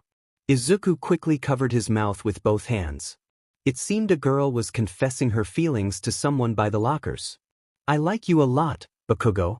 Midoriya pressed both hands firmly over his mouth to avoid making even the slightest noise, but his mind was screaming, Kaken? Who are you talking to? Bakugo asked, confused. In front of Bakugo stood a girl bowing, holding out a letter with her arms fully extended. I've been watching you and I think you're a really deep guy. I can see it in your eyes. Bakugo glanced at his reflection in his locker mirror and saw only a tired version of himself, exhausted from dealing with this nonsense. Listen. I'm not the right person for you, he replied, his tone dry and uninterested. The girl made a sound indicating she was about to cry. Are you saying that because you like someone else? She asked, her voice trembling. Seeing her pathetic expression in anticipation, he imagined his mother smacking him on the head. He knew that was the answer she wanted to justify his rejection. Yeah, sure, why not? He said carelessly. I understand. The girl's eyes welled up even more, and she ran away crying. What the hell is going on with these extras? Bakugo grumbled, grabbing his backpack. Kaken, that wasn't right. You made her cry. Midoriya exclaimed, stepping forward. Both Bakugo and Izuku stared at each other in surprise for a moment. Bakugo was the first to react. What the hell? Mind your own business. Didn't anyone teach you not to eavesdrop on other people's conversations? For some reason, Midoriya's expression was one of cheerful relief. Kaken, why are you smiling? Are you mocking me? Bakugo growled. Deku shook his head. Ever since the incident with the sludge monster, I noticed your attitude had changed a bit, and I started to think you might have gotten sick or were suffering from some sort of trauma, Deku explained, lowering his voice considerably with the next sentence. I also started to think that maybe you had stopped picking on me because you realized the gap between us had widened and that I was no longer at your level. Bakugo stared at him for a long time, his face completely serious. Deku feared he was looking at him with pity. Demented. 2 confessions in a row. Just what I needed. All I want is to go home and take a shower. Bakugo slammed his locker shut and stormed off toward the exit. Deku stood frozen, his eyes wide with shock, as if he'd just realized he'd accidentally confessed his feelings to Kaken. Ah, Uraraka laughed heartily. So, what did you do next? I didn't think it was that funny, Deku replied, a bit embarrassed. I'm sorry, but it's true that there's a certain tension between you two that could easily be misunderstood, Uraraka continued laughing. Behind them walked Toshinori, who watched the sweet interaction between the young pair, thinking they certainly made a lovely couple. Suddenly, he noticed 3 particular details. The hair, the chubby cheeks, and the eyes of the young woman were very similar to those of young Midoriya's mother. Very obvious, he thought. He had to clench his teeth and cover his mouth slightly to avoid laughing. You too, Mr. Yagi? Midoriya complained, noticing. No, it's just that I remembered a joke, Toshinori replied. The 3 of them looked at each other and, finally, couldn't hold back and burst into laughter. By the way, what kind of place are we going to, sir? Uraraka asked, finally stopping her laughter. It's a small mechanical workshop. Uraraka let out a sigh of relief. For a moment, I thought I had worn the wrong outfit, seeing as you two are wearing suits. Deku and Mr. Toshinori exchanged glances. I tend to dress like this most of the time, Mr. Yagi answered nonchalantly. Do you usually dress like that too, Deku? Uraraka asked, looking him up and down in his formal red suit and black shirt, which contrasted nicely with his green hair and eyes. By the way, you look very handsome. Thank you, he stammered, turning red, matching his suit. Why, you look very nice too. Uraraka looked down at herself. She was wearing high-waisted denim shorts and a simple white blouse. Her outfit was nothing special, but she smiled at Deku's kindness. He was so sweet. As if Deku had read her thoughts, he smiled at her in a warm way she had never seen before. Uraraka had to blink twice to make sure it was the same Deku she knew, who was often on the verge of tears or embarrassed about something. However, that lovely smile disappeared with a sudden explosion that sent Deku flying to the ground. "I'm done with you, Hatsum. I quit," shouted a boy with black hair and glasses, storming out of the workshop, followed by a plume of smoke. As the smoke cleared a little, the first thing Toshinori and Uraraka saw was a girl with pink hair, her chest at the level of Midoriya's nose, who was doing her best to look as far away from his nose as possible and not move an inch. "And why would I need a whiny assistant when I already have the one I want?" she exclaimed, looking down at Midoriya, who was still pinned under her chest. Faced with the bizarre sight of someone as innocent as Izuku in such a suggestive position, neither Uraraka nor Toshinori knew what to say. "Please forgive me, young Midoriya. This happened because of my carelessness," Toshinori silently apologized. Inside the workshop, Izuku was still shaken by what had happened, Uraraka seemed to be processing it, and Mr. Toshinori was clearing his throat. "Well, as you can see, this is where the magic happens," Hatsum announced enthusiastically, spreading her arms to showcase her workshop. The place was filled to the ceiling with gadgets, tools, and cables hanging from the walls. "But of course, I hope to have much more space for my babies when I study at UA." "Sorry, did you say babies? Are you referring to your pets or Or?" Uraraka asked, her curiosity overcoming her confusion. However, before she could get a clear answer, she felt Hatsum very close behind her, invading her personal space. "And what do we have here?" Hatsum asked, examining Uraraka with an intensity that made the girl shiver. Mr. Toshinori, anticipating Hatsum's next move, had the prudence to cover both Midoriya's eyes and his own, anticipating what might happen next. Stop, you're tickling me, Hatsum," both of them could hear, and they quickly turned their backs. Very much like two gentlemen. "All right," Hatsum concluded, releasing Uraraka after a moment. "I have an idea of your measurements. And what's your quirk?" "I can nullify the effects of gravity on objects that..." "It's too complicated to work with gravity." "Pass," she said, dodging her before Uraraka could finish. "Let's move on to the next one." Seeing Hatsum's intentions, Uraraka positioned her entire body between her and Deku, who was still turned around and defenseless. "Wait, you're going to mess him up," she said, murmuring under her breath, "in more ways than one." "All right. And what's your quirk, new assistant?" Mr. Toshinori gave Deku a small nudge. "I don't have a quirk." Deku turned around with a very serious expression. Uraraka noticed this and was about to say something, but she was interrupted. "What?" Hatsum exclaimed with a shout of excitement. "The jackpot." Izuku blinked, not understanding what she meant. "Of course. You're a blank slate on which countless things can be written. It's such a hassle to adapt my babies during their development stage to a quirk and then have to modify them for another one for their presentation." Without waiting for a response, Hatsum grabbed Izuku by the hand and began pulling him to the back of the workshop. "Come with me, blank slate, and I promise I'll make you shine brighter than anyone." "Okay. But I'm not sure I like being called a blank slate," Deku pointed out as he was pulled out of Uraraka's and Toshinori's sight. "I could also call you quirk version if you prefer," Hatsum suggested. "That's 1,000 times worse."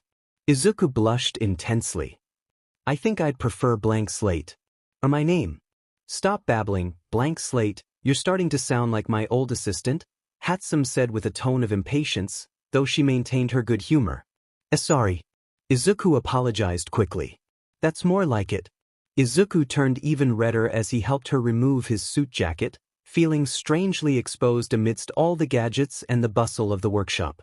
Out of the corner of his eye, Toshinori could see young Uraraka looking somewhat worried about what was happening between young Midoriya and Hatsum, and he couldn't help but smile a little. How enviable those feelings of youth were. Meanwhile, at the back of the workshop, Hatsum began to talk rapidly about her inventions, her ideas flowing like an uncontrollable torrent. Izuku listened intently, though he was a little overwhelmed by her enthusiasm. "Ah, what a relief, finally some fresh air." Uraraka stretched her arms towards the sky, happy to finally be out of Hatsum's workshop. "Sorry if it didn't turn out like we thought," Toshinori apologized, scratching the back of his neck with an awkward smile. I never imagined that this girl, Hatsum, would be so intense. Both Deku and Uraraka kindly shook their heads. In the end, it was kind of fun, Uraraka said, though not very convincingly. Her thoughts were still on Hatsum's unconventional ways of evaluating people. Yeah, plus, she didn't mind that I didn't have a quirk, Midoriya added, looking at his hands with a small smile on his face. And maybe Hatsum is right about me being a blank slate for possibilities. I'm glad you think that, young Midoriya, Mr. Yagi gently touched his shoulder. You are the only one who should choose your path, and don't let anyone limit your possibilities. Not even me. Do you understand? Uraraka watched them with tenderness. They really were like father and son. So, what should we do now? She dared to ask. I have to take care of some things, Toshinori replied, glancing at his watch absent-mindedly. But you two should take the opportunity to go for a walk. There's a plaza nearby, he suggested, pointing in the right direction. I could definitely use a strawberry milkshake. What about you, Deku? Sure, Midoriya agreed. Alright, then I'll see you later tonight for the beach cleanup and other exercises. Toshinori said his goodbyes. Nice to meet you, young lady. I'll ask Todoroki if he wants to join us. Midoriya called out, catching a glimpse of the man waving his hand as he continued to walk away. That seemed strangely familiar to Deku. Shall we? Uraraka asked, pulling him by the hand, which, of course, made him very nervous, but he tried to keep his composure. Why? They visited stalls, clothing stores, window shopped, and even entered a pet store, where they happened to run into the heroine Mirko, taking the chance to snap a selfie with the bunnies. Near the end, Deku bought a soccer ball. They talked about interesting things and enjoyed each other's company the whole time, until they arrived at a lovely cafe with a view of the main fountain in the plaza, where they decided to go in. So, like Hatsum, you also want to enter UA? Deku asked excitedly. Yes, Uraraka admitted, trying to shake off the discomfort she felt as she recognized it, rubbing her neck. But in the hero course. That's amazing. Yeah, but I'm still not sure if I can make it. What are you talking about? Your quirk would definitely be super useful for being a hero. Your name could even be Uravity. Hey, I like that. Uraraka said with a playful grin, though her expression soon turned a bit somber again. But it has nothing to do with my quirk or my name. Deku waited patiently for Uraraka to continue. While the tuition and fees are relatively affordable for anyone wanting to attend UA, my family isn't doing well right now. The statement surprised Deku. He had always thought things were going well in Uraraka's life since she always smiled and seemed so optimistic. My dad has a small construction business, and things had been going well until recently when one of his bridges collapsed. Deku covered his mouth in shock. While the police investigated and found no structural faults, the process took long enough for my dad to lose most of his clients. Was anyone hurt? Uraraka shook her head. Since the bridge had just been inaugurated, I asked my dad to take me to see it after school and after his work. And since it was so late, only one car was passing by at that moment. Fortunately, when it happened, I managed to make the car float and put it safely aside. A clear image of the event came to her mind. Inside were a man with a funny mask and his little daughter, who seemed very scared. I'm glad no one was hurt, Deku said, relieved. They were lucky you were there to save them, just like me. Once again, Deku's sweet smile appeared, and Uraraka couldn't help but blush slightly, fanning her face to try to cool her flushed cheeks. The point is, my greatest wish was to become a hero to someday lighten my parents' financial burdens, but now it would be hypocritical of me not to worry about being a burden to them until I can work professionally. I see. This made Deku think deeply. He couldn't help but remember his mother's worried face the day he had tried to end his life. He must have been the biggest fool and most selfish of all, he thought, pressing his fists on his lap. Uraraka noticed the change in his expression and tried to cheer him up. But I didn't tell you this to make you feel bad for me. She tried to laugh, though it sounded a bit awkward. No, I don't feel sorry for you. I promise. Deku hastened to clarify. It's just that I was thinking that I should be more like you. The day we met, I didn't think things through. I only thought of myself, and I didn't stop to consider the consequences and how my mom might feel afterward. Uraraka smiled in response. Well, you know what Hawk says, sometimes, in trying to save the world, we forget those closest to us. Oh, I said the same thing to my mom the other day, Deku replied, surprised by the coincidence. Really? And you know what? Training on the beach with Mr. Yagi, I got the chance to meet him. Really? Uraraka was excited. Even though he's only 24, Hawks is already on the heels of Best Jeanist and Endeavor, she said, seeing Deku nod in admiration of his achievements. But it's true that he was ranked first last year as having the most charming smile. Above All Might? Deku asked, incredulous. They both laughed at how ridiculous that sounded, and in the midst of their laughter, Uraraka stopped to look at Deku's sweet smile again. It was so sincere, so pure. But it's not like I have a crush on Hawks or anything, Uraraka tried to clarify, waving her arms in front of her as if to shield herself a little. You're blushing, Uraraka. They both burst into laughter again. At that moment, as the sunlight reflected off the water in the fountain and the hustle and bustle of the plaza continued around them, they felt like they were in their own little world, simply enjoying being together. After leaving the cafe, Izuku and Uraraka found themselves walking through the plaza again, enjoying the soft glow of the sun beginning to set on the horizon. The breeze was cool and pleasant, and the lights from the fountain danced on the water. They both walked in silence, savoring the tranquility of the moment. Uraraka, do you think you could wait here for just a moment? Deku suddenly asked, stopping right in front of the fountain. I remembered I wanted to buy something. Sure, Uraraka replied, a bit puzzled that Deku didn't ask her to go with him. She wondered if it was something he preferred to do alone, some sort of guy thing she wasn't supposed to know about. Deciding not to overthink it, she nodded with a smile. Deku smiled back, grateful, and walked away with the soccer ball bag hanging from his shoulder. Uraraka watched him as he headed towards one of the stores on the other side of the plaza, his steps light, and his green hair swaying gently with the breeze. Taking advantage of the moment of solitude, Uraraka sat on the edge of the fountain, feeling the cool mist of the water lightly splashing on her face.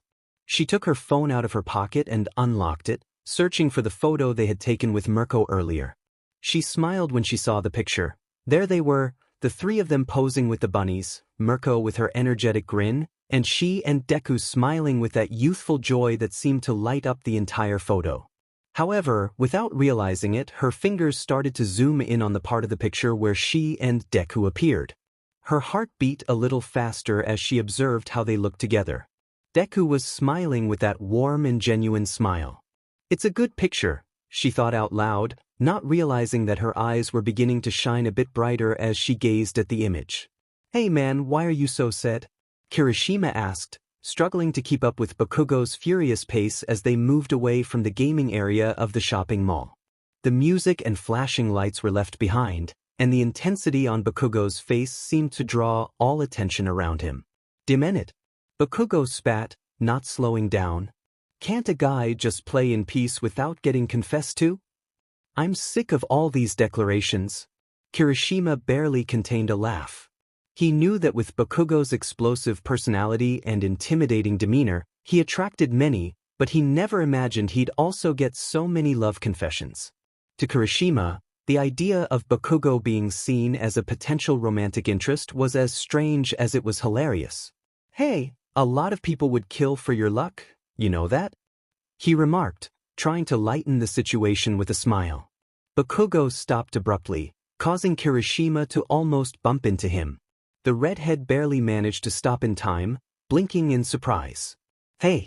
Kirishima exclaimed, but his voice trailed off when he saw where Bakugo was looking. A boy in a red tracksuit was running toward the stores. I know what'll put me in a good mood. Beating up a nerd always cheers me up, Bakugo said with determination as he marched forward. Hey, don't take it out on some innocent guy. Kirishima chased after him again, worried about what might happen. Uraraka was watching her reflection in the fountain water when suddenly a shadow approached her from behind. Startled, Uraraka turned around quickly, expecting to see Deku. Instead, she found a young man in a black hoodie and red shoes, his face partially covered by the hood. Through the shadow cast by his hood, she noticed scars crossing his pale skin, sending a shiver down her spine. As she tried to stand up, Uraraka accidentally dropped her phone on the ground. The device hit the edge of the fountain before falling onto the pavement, the screen briefly showing the photo she had been looking at. Elsewhere in the mall, Bakugo was frowning as he looked around, clearly irritated. "Where the hell is he?"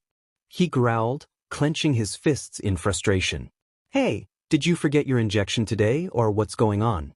Kirishima asked, gently pulling on his friend's arm to calm him down.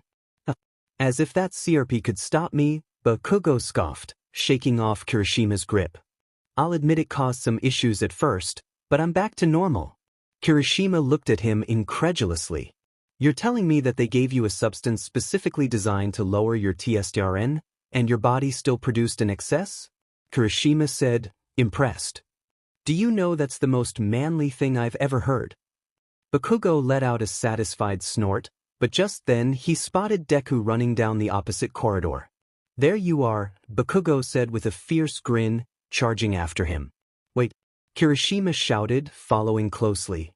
"Are you going to make me chase you all day?"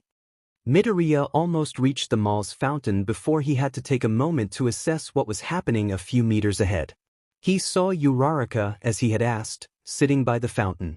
But next to her, a man in a dark hood was handing back the phone she had dropped. Something about the way the man was behaving, scratching his neck insistently and mumbling something, made Deku feel that something was off. "Deku!" Kaken suddenly yelled, grabbing him by the collar of his shirt. Though it caught him by surprise, Izuku made sure not to take his eyes off what was happening at the fountain.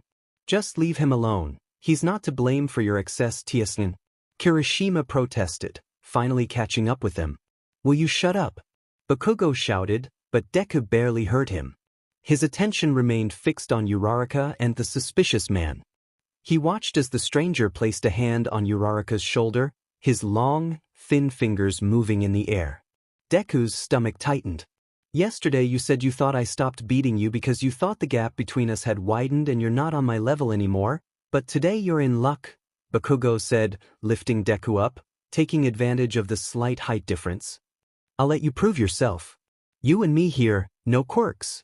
"This is not a good time, Kaken," Deku responded, his teeth clenched with tension. He wanted to get to Uraraka as soon as possible. She looked uncomfortable, increasingly nervous. "You're a coward." Bakugo lifted him a bit higher, his fist ready to strike. Deku's patience snapped when he saw the strange man place 4 fingers on Uraraka's neck. Deku gritted his teeth hard and, letting go of his shopping bag, the soccer ball rolled away. "I'm not going to let you use me as your punching bag anymore, Kaken. Never again," he said, delivering a flying kick directly to Bakugo's side, managing to free himself and throw Bakugo to the ground. As he tried to get up as quickly as possible, the first thing Deku saw was the soccer ball. "Hey you! Get your dirty hands off her!" The hooded man, Shigaraki, had only a second to see a ball coming towards his face with great force. Removing his hand from the girl's neck, he put his 5 fingers up in front of him. The ball disintegrated instantly, turning to dust before everyone's astonished eyes. Uraraka gasped, retreating reflexively. The fear in her eyes was palpable. Those fingers had been on her neck just moments ago. Deku wasted no time. He ran to Uraraka, grabbing her by the waist and quickly pulling her out of Shigaraki's reach. A distraction, Shigaraki realized, standing up and hiding his hands in his breath's pockets. "What the hell was that?" Kirishima asked from a distance. Bakugo, still on the ground, was holding his sore side, watching the scene with a mix of rage and surprise. A small distraction was all Shigaraki needed. Taking advantage of the confusion, he quickly vanished into the crowd of the shopping mall, disappearing among the busy aisles. Midoriya and Uraraka exited the police station as the sky had darkened. The city lights were beginning to come on, and a gentle night breeze ruffled their hair. The tension from the day was still present, but there was a sense of relief at finally leaving that place. Their footsteps echoed on the pavement as they walked toward the exit, closely followed by Bakugo and Kirishima. Once the 4 of them were outside, Bakugo shot a furious glare at Deku, his eyes reflecting the fire of his pent-up frustration. Kaken. Sorry about earlier. It's just that Deku started, his voice unsure but sincere. Bakugo interrupted with a growl. Don't apologize. He snapped, fists clenched. Because I'm going to get you back 1,000 times. Is that clear? Instead of backing down, Deku met his gaze with a challenging smile. We'll see about that. He accepted the challenge, determination shining in his green eyes. Stop smiling. It makes me sick. Bakugo grumbled, clearly irritated. I'm sorry. Kirishima approached Uraraka with a friendly smile on his face. I know you've been asked this a lot already, but are you okay? He asked, his tone full of genuine concern. Uraraka nodded with a reassuring smile. Yes. If it weren't for Deku, I might not be here anymore, she admitted, her voice firm but with a hint of gratitude. Kirishima laughed, relieved. That shot was amazing, he exclaimed, giving Deku a friendly pat on the back. You can tell you've been practicing. We should all get together to play sometime. Deku nodded enthusiastically, his smile brightening his face. Sure, he replied, his spirits lifting at the thought of a brighter and more fun future with friends. The kick you gave Bakugo was great too, Kirishima said, placing a hand on the blonde's shoulder, which Bakugo immediately shrugged off. I met this troublemaker in a hero induction course. Best Jeanist himself asked me to keep him on the right path, and that's what I'm trying to do. You talk too much, Bakugo growled, starting to walk toward the station. Oh, by the way, sorry that your date got ruined like that in the end. Well, see you later, Kirishima said, going after Bakugo. Deku and Uraraka looked at each other, a bit embarrassed. They both glanced down at the ground, their faces slightly flushed. There was something about the way Kirishima had mentioned date that made them feel an uncomfortable yet pleasant tickle. That's right, Deku said, pulling a box from the bag he was carrying. With everything that happened, I almost forgot to give you this. I hope you like it. Uraraka looked at him in surprise, her eyes shining under the streetlights. But, oh, I feel bad. I didn't get you anything, she said, embarrassed as she carefully took the gift.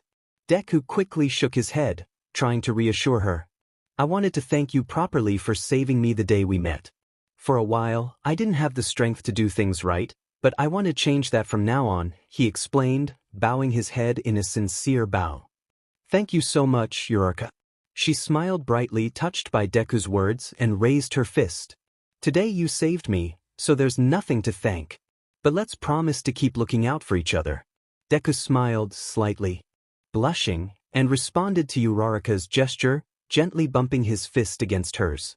At that moment, their parents came out of the police station, watching them with tenderness from a distance. Deku's mother, Inko, smiled at the scene, her eyes full of pride and affection.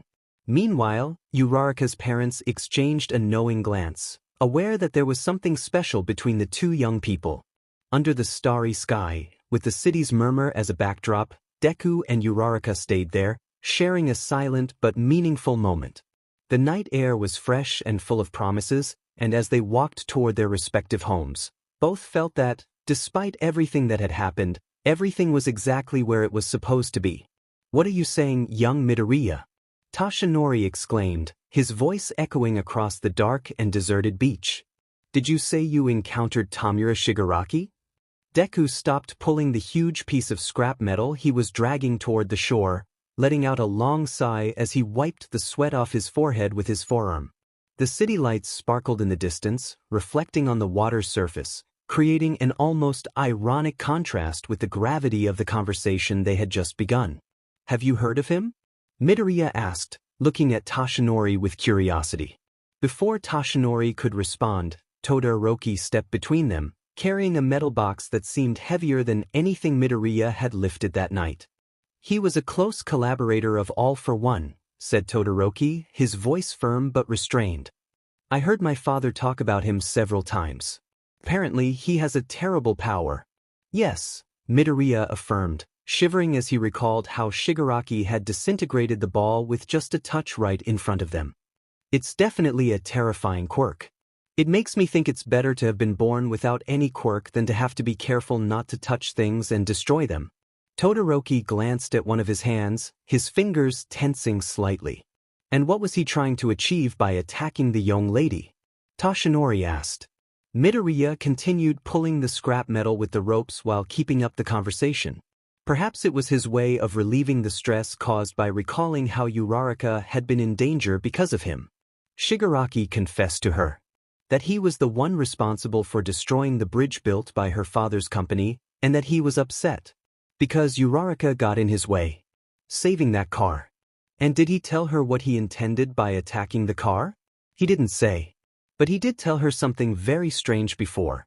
Izuku recalled when he saw Shigaraki handing the cell phone to Uraraka. He probably thought Uraraka wouldn't survive their encounter, and that's why he told her that a long time ago. He also had people he truly cared about, and remembering that caused him great distress. Toshinori remained silent, frowning in thought for a long time. Could he be referring to his family? Toshinori knew from his own investigation that Shigaraki was the grandson of his mentor, Nana Shimura. All for One had used that information in their last battle to try and distract him. However, until now, Shigaraki had never shown any interest in thinking about his origins. Could it be that, now that he was no longer under the direct influence of All for One, something in him had changed? I apologize for interrupting your thoughts, Todoroki said, standing in front of him, but I'd like to know how it went with my father. Toshinori smiled ironically, raising a hand to show his burnt tie before tossing it into the scrap metal. He's definitely not happy, he said with a mocking tone. Especially when I told him I wouldn't tell him where you were. But in the end he understood that he hasn't been doing things right. Then, with a calm movement, he pulled an envelope from his jacket pocket and handed it to Todoroki. He asked me to give you this. Todoroki's eyes narrowed, his expression hardening. I don't want to hear his excuses, he murmured, looking away to the side. This is from your mother, Toshinori added softly. Himiko Toga skipped along a dark, deserted street. The dim light from the street lamps barely illuminated her steps, and the nighttime breeze played with the strands of her blonde hair. The city was quiet, enveloped in a calm that contrasted sharply with Toga's effervescent energy. As she moved forward, her curious eyes explored every corner, searching for something to break the monotony of the night. Passing by an electronics store, something immediately caught her attention. On one of the lit screens, a familiar face appeared, one she hadn't seen in a long time. Toga hurried over, almost pressing her face against the glass of the display, with a broad and excited smile. Oaco? She exclaimed, her eyes sparkling with a mix of surprise and excitement. On the news, Oaco Uraraka appeared with a worried expression. Beside her, a boy was talking to the press, his words inaudible to Toga through the glass, but the protective gesture of his posture was unmistakable. At one point, Oaco and the boy looked at each other, and they both smiled, a shared smile that radiated a special connection. What? Toga placed her hands on her cheeks, her excitement growing with each passing second. That boy looks so much like my first crush from high school.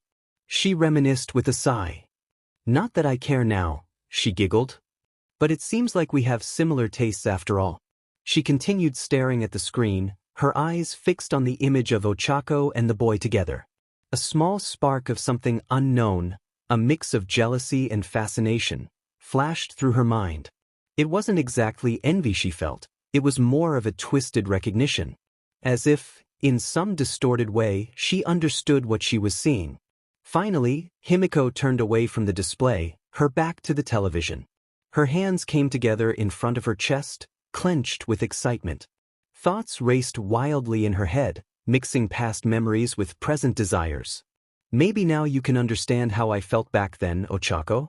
She murmured to herself, her smile widening even further, almost to the point of becoming a dangerous grin.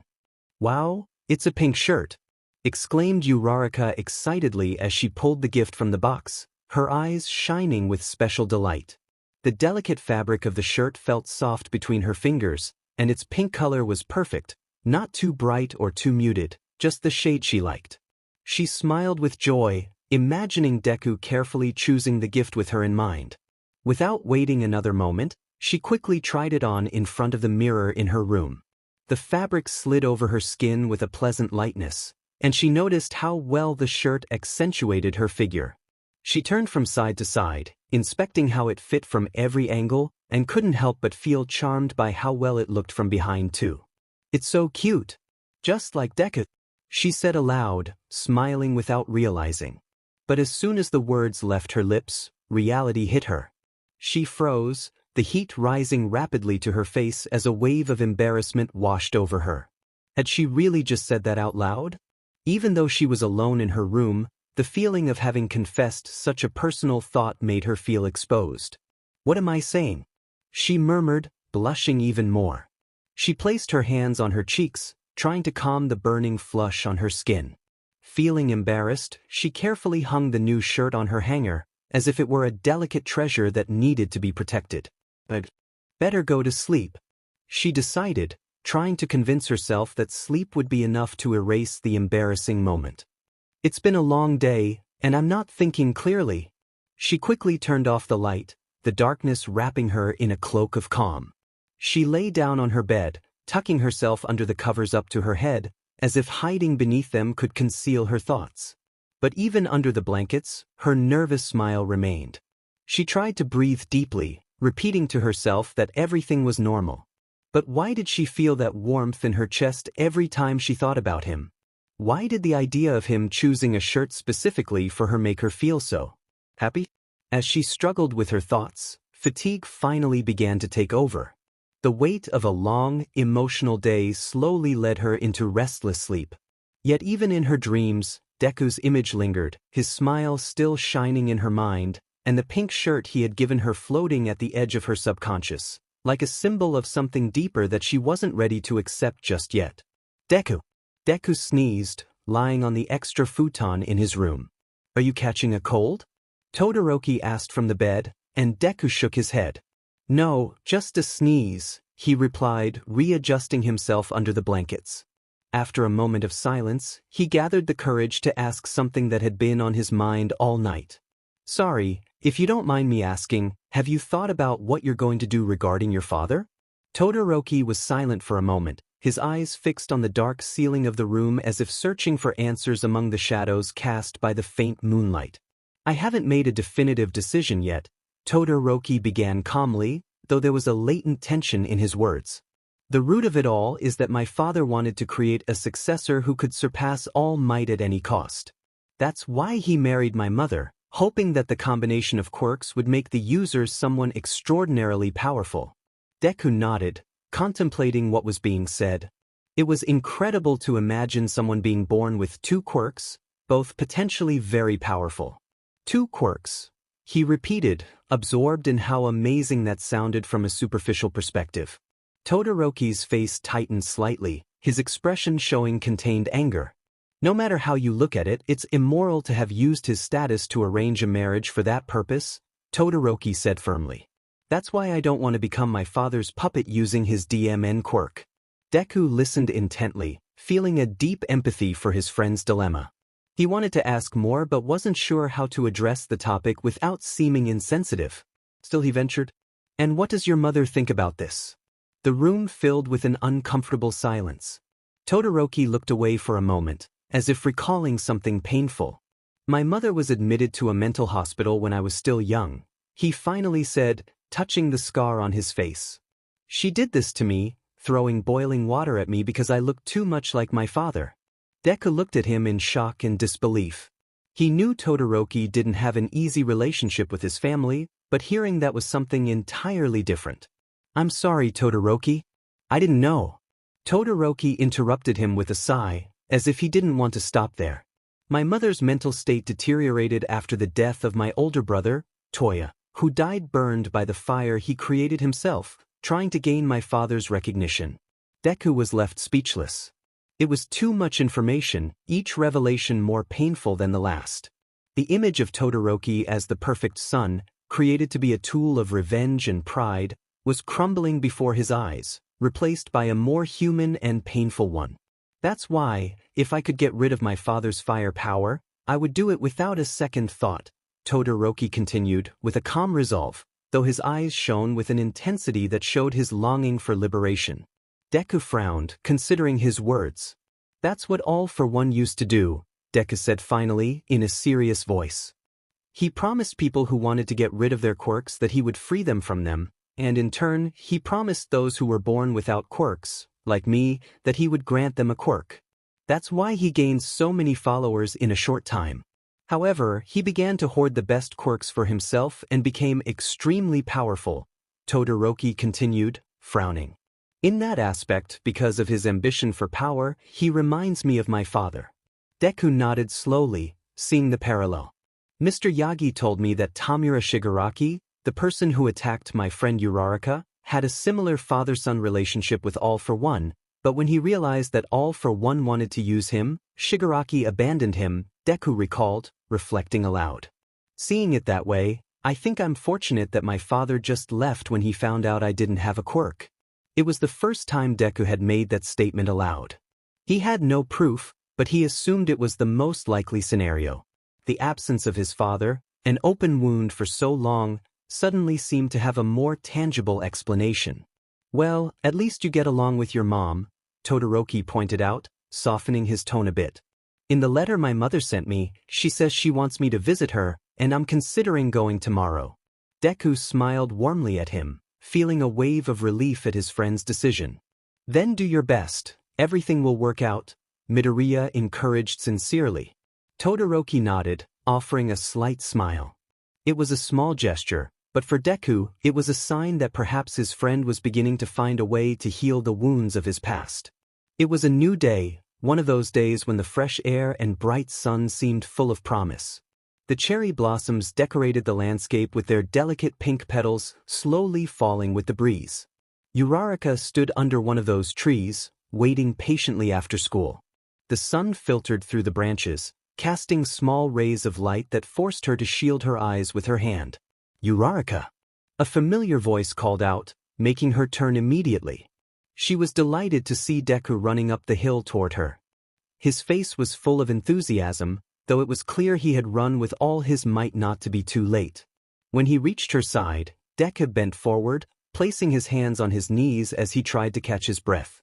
His cheeks were flushed, not just from the physical effort but also, Uraraka thought, from the excitement of seeing her. Sorry for making you wait, he said, still breathing heavily. Kaken tried to fight me again, but I managed to dodge him. Uraraka smiled, shaking her head to dismiss his lateness. She enjoyed seeing Deku like this, so full of energy and always willing to do his best, even in situations that others might find frustrating or annoying. As he caught his breath, she couldn't help but notice how adorable he looked with his cheeks flushed from the run. The sun kept climbing higher, and its rays grew more intense. Uraraka squinted and covered her eyes a bit more with her hand. Deku, noticing her discomfort, glanced around, searching for a solution. We should get some ice cream from that stand over there, he suggested, pointing to a small cart shaded by another cherry blossom tree further ahead. Uraraka blinked in surprise. She was sure that stand hadn't been there a moment ago. How had she not noticed it before? But she didn't dwell on it and nodded eagerly. Great idea, she replied, feeling instant relief at the thought of a cold ice cream on such a hot day. Deku eagerly ran ahead toward the ice cream cart. She watched him talk to someone inside the small stand, gesturing as he spoke. But after a few moments, he returned empty-handed, with a slightly disappointed expression. They said the ice cream machine broke down, he announced apologetically. Oh, that happens a lot, Uraraka said, trying to cheer him up. I think it's even become a joke on the internet. Deku chuckled softly at her comment, shaking his head. Then his face lit up as if a brilliant idea had just crossed his mind. I know, he said excitedly. I know what would be even better than ice cream in this heat. Uraraka looked at him, curious to know what his new idea was. Deku approached her with a sweet smile that made her heart beat a little faster. But what he did next left her completely bewildered. Deku took one of her hands, gently pulling it toward him. His expression changed dramatically, from the sweet and cheerful smile she knew so well to an intense, focused look, maybe even a little provocative. You, Uraraka, he whispered, and without warning, he kissed the inside of her wrist, his warm breath sending a shiver down her spine. Before she could react, Deku slowly ran his tongue over the skin where he had kissed, leaving a trail of warmth that made her whole body tense with surprise. A shiver ran down her spine, and Uraraka felt a chill that made her skin prickle. Deku? She murmured, not knowing what to think, her mind a whirlwind of emotions. Suddenly, everything vanished. Uraraka's eyes flew open, startled, and she found herself staring at the ceiling of her room. Her breathing was quick, her heart was pounding, and her face was completely flushed. She felt the heat in her cheeks as she covered her face with her hands, embarrassed. Why did I dream something like that? She asked herself quietly, her voice a trembling whisper.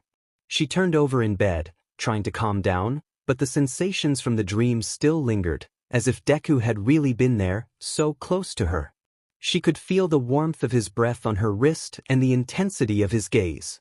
It was 4 a.m., and All Might was wide awake in the darkness of his room. His mind couldn't find any peace. There were too many worries, too many thoughts circling around his head, making it impossible to sleep. Shigaraki and his unclear intentions were at the forefront of his mind.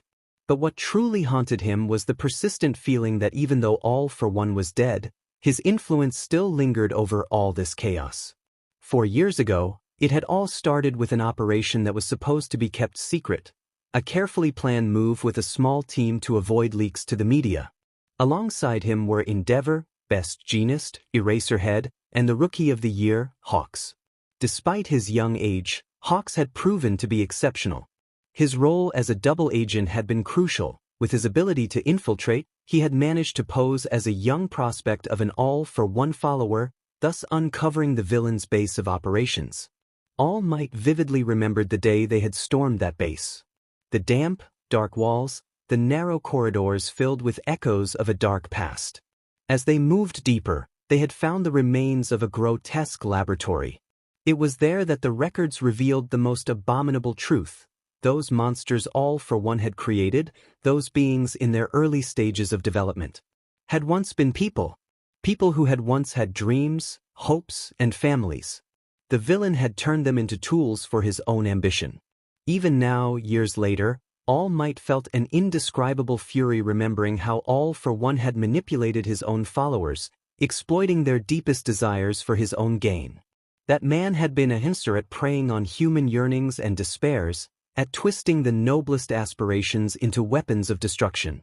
And that was something All Might could never forgive him for. When the time finally came to face him, All Might had not hesitated to use all his power. He remembered how every blow reverberated through his body, how fury and justice intertwined in every movement. He had fought with everything he had, with every fiber of his being, and when the dust settled, All for One was dead. But victory came at a cost. He himself had been gravely wounded, a price he was willing to pay to stop the villain once and for all. Now, as his thoughts drifted through those dark memories, his phone vibrated on the bedside table, pulling him out of his reverie. It was a news alert followed by a text message that, despite the hour, prompted him to get up. "Are you sure you don't want us to come with you?" Midoriya asked, his voice filled with concern as he stood in front of the entrance to the apartment building where he lived. Todoroki, staring at the ground for a moment, shook his head gently. "I think it's something I need to do on my own," he replied firmly. Midoriya nodded, understanding. He knew how important it was for Todoroki to face his past and his family, especially after everything that had happened. "All right. Text me if you need anything. My mom and I are going out for a run since Mr. Yagi had something to take care of. But I'll keep my phone on at all times," Midoriya said, trying to offer him all the support he could. A few steps behind them, Midoriya's mother, Inko, was already doing warm-up exercises, stretching her arms and legs with a serene smile on her face. Todoroki took a moment, as if carefully considering his words. Then, with a seriousness that was so characteristic of him, he said, "I never thanked you for what you've done for me, Midoriya." His eyes met Midoriya's.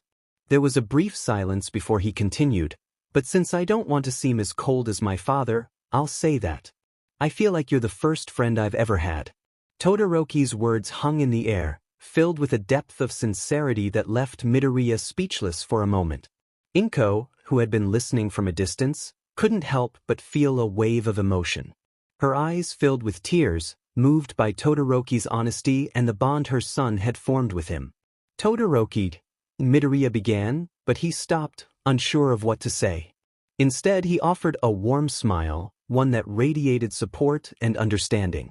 I'm glad to hear that. And I'm really lucky to have you as a friend too. Todoroki scratched his chin slightly, a small, unconsciously nervous gesture he made when he wasn't sure how to express his feelings. I should go, he finally said, straightening up and adjusting his backpack on his shoulder. We'll see each other after school, Midoriya called out with a wide smile, raising his hand in a wave.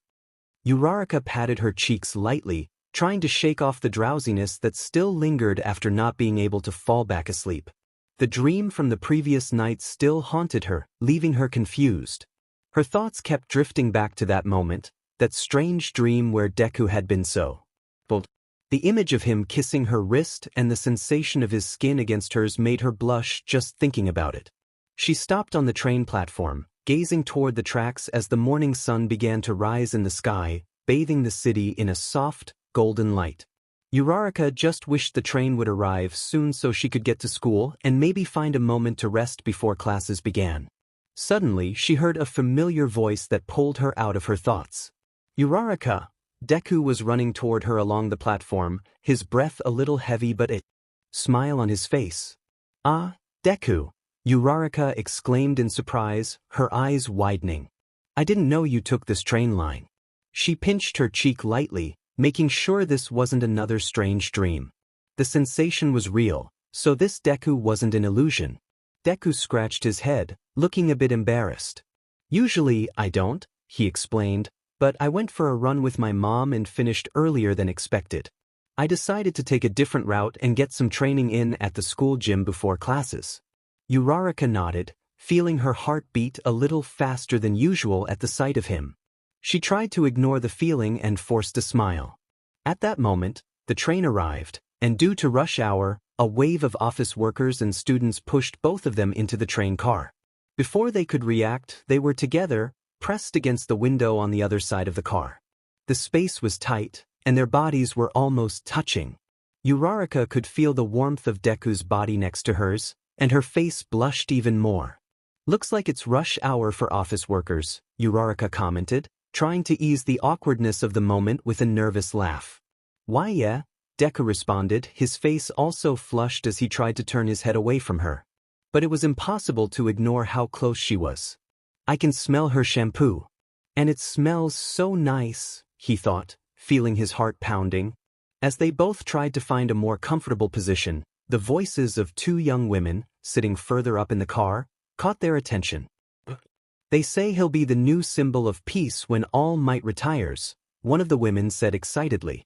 His name is Mirio Togata, and he's in his second year in the hero course at UA, the other replied, showing a photo on her phone to her friend.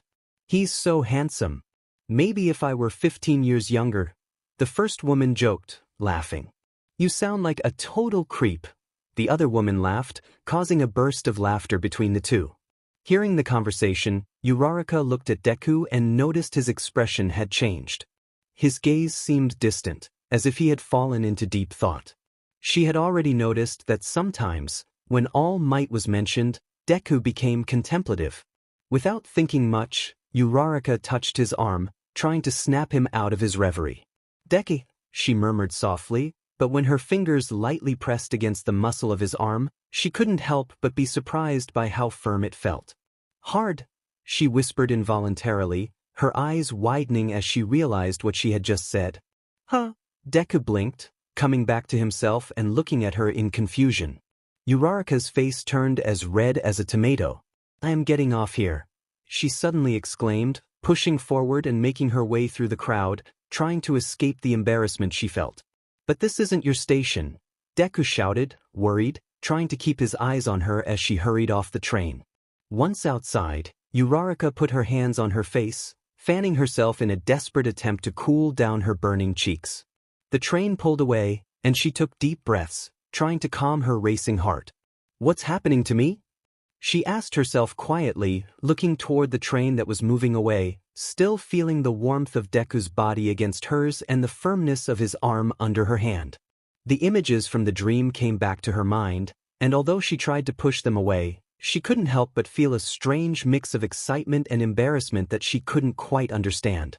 Meanwhile, inside the train, Deku looked at the door Uraraka had exited through, feeling a little lost. He didn't understand what had happened, but he knew that the expression on her face, just before getting off, was something he had never seen in her before. Part of him wanted to run after her, to make sure she was okay, but another part was frozen, thinking about how strange it all had been.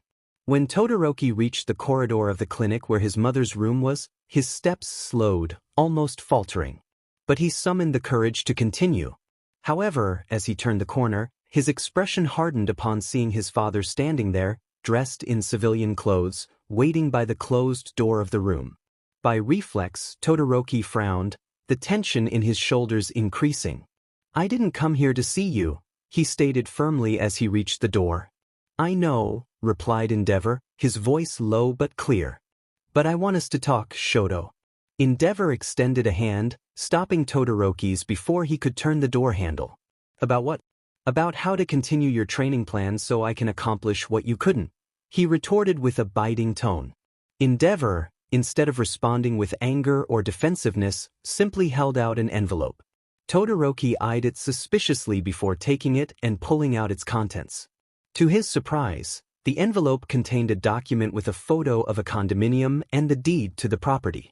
"If you want to go live with your mother, I won't stop you," Endeavor said, his gaze shifting away, avoiding his son's eyes. "You too can live away from me if that's what you want. Your brother will be leaving for college soon, and your sister is about to get married. I wouldn't want to force you to live alone with me." Todoroki stared at the papers in his hands, feeling stunned. The offer was unexpected, a kind of truce, but the anger he had always felt toward his father did not dissipate. He could still feel the weight of every shout, every hit, every moment his mother had suffered because of this man. His hand clenched into a fist, crumpling the deed. "This doesn't even begin to make up for half of what you've done," he spat, his voice trembling with restrained fury. "And by the way, I still haven't heard you apologize." Endeavor looked at him, his expression darkened by a mix of regret and stubbornness. "Shoto." "Not to me," Todoroki shouted, his voice filling the hallway with an intensity that echoed. "To my mother." At that moment, the door to the room opened, and a nurse wearing a mask came out, pushing a wheelchair with his mother, Mrs. Todoroki, seemingly unconscious. "Could you be more considerate of the patients?" the nurse complained firmly, looking at both men with disapproval. "Mom." Todoroki quickly leaned down beside the wheelchair, trying to reach for her hand. "She's just sedated," the nurse explained, his tone softer. "Just moments before you arrived, she felt overwhelmed knowing her son was coming to see her, and we had to sedate her to calm her down. Now, I think it was for the best." The nurse moved between Todoroki and his father, carefully pushing the wheelchair. As he did, Todoroki felt something strange. Something in the way the nurse looked at his father. Something was not right. "Don't worry.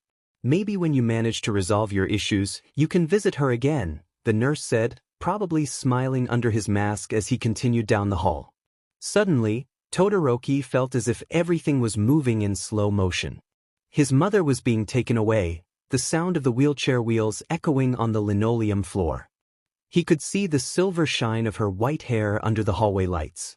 Something was off, but he couldn't quite understand what it was. "Wait!" Todoroki shouted suddenly, driven by an instinct he couldn't explain. He ran after the nurse, his heart pounding in his chest. He quickly turned the corner of the hallway, hoping to catch up to them, but to his shock and horror, the wheelchair and his mother were gone. Izuku walked through the bustling streets of the city, a slight smile lighting up his face as he looked at his phone. He had just received a message from Uraraka, and although he had initially been worried when she rushed off the train, he now felt relieved. "I forgot I was meeting a friend, so I got off the train earlier," the message read. "Don't worry, Deku, I'm fine." Izuku couldn't help but chuckle softly. For a moment, he had thought that maybe Uraraka had felt uncomfortable about something. Maybe because he still smelled of sweat after his morning jog, or perhaps because of their closeness in the crowded train car. However, it was comforting to know it had just been a sudden change of plans. He pocketed his phone and continued on his way to school, letting his thoughts wander. Suddenly, a notification popped up on his phone screen. It was news. Curious, Izuku decided to open it. As he read the headline, his expression shifted to one of surprise and uncertainty. Lemillion, the future symbol of peace. This was the article the women on the train had been talking about earlier. The title echoed in his mind, stirring a whirlwind of emotions. Unable to help himself, he began reading the article as he walked. As he absorbed the words, a sense of unease grew in his chest. The news detailed the impressive achievements of Mirio Togata, a second-year student at UA Academy. The agency where Togata was interning highlighted the countless successes he had achieved, even surpassing many professional heroes in his short career. His quirk, permeation, allowed him to pass through any object, a skill he used with impeccably trained physical prowess. The article concluded with an ambitious statement: Togata aimed to rescue 1,000,000 people, hence his hero name, Lemillion. Izuku looked at a photo of Mirio included in the article. There was something about his smile, his confident posture, that reminded him of All Might. It wasn't just his physical appearance but the same aura of hope and determination that All Might exuded. As he approached the entrance to the school, Izuku was still lost in thought. The sound of something slamming against the metal fences of the soccer field snapped him out of his thoughts. Izuku blinked, realizing he had arrived at the fields without even noticing. What he saw made him stop in his tracks. There was Kaken, kicking a soccer ball with a ferocity that Izuku recognized instantly. Bakugo was furious, almost rabid. He was slamming the ball against the fence with such force that it seemed like it might break at any moment. Izuku watched him for a moment longer.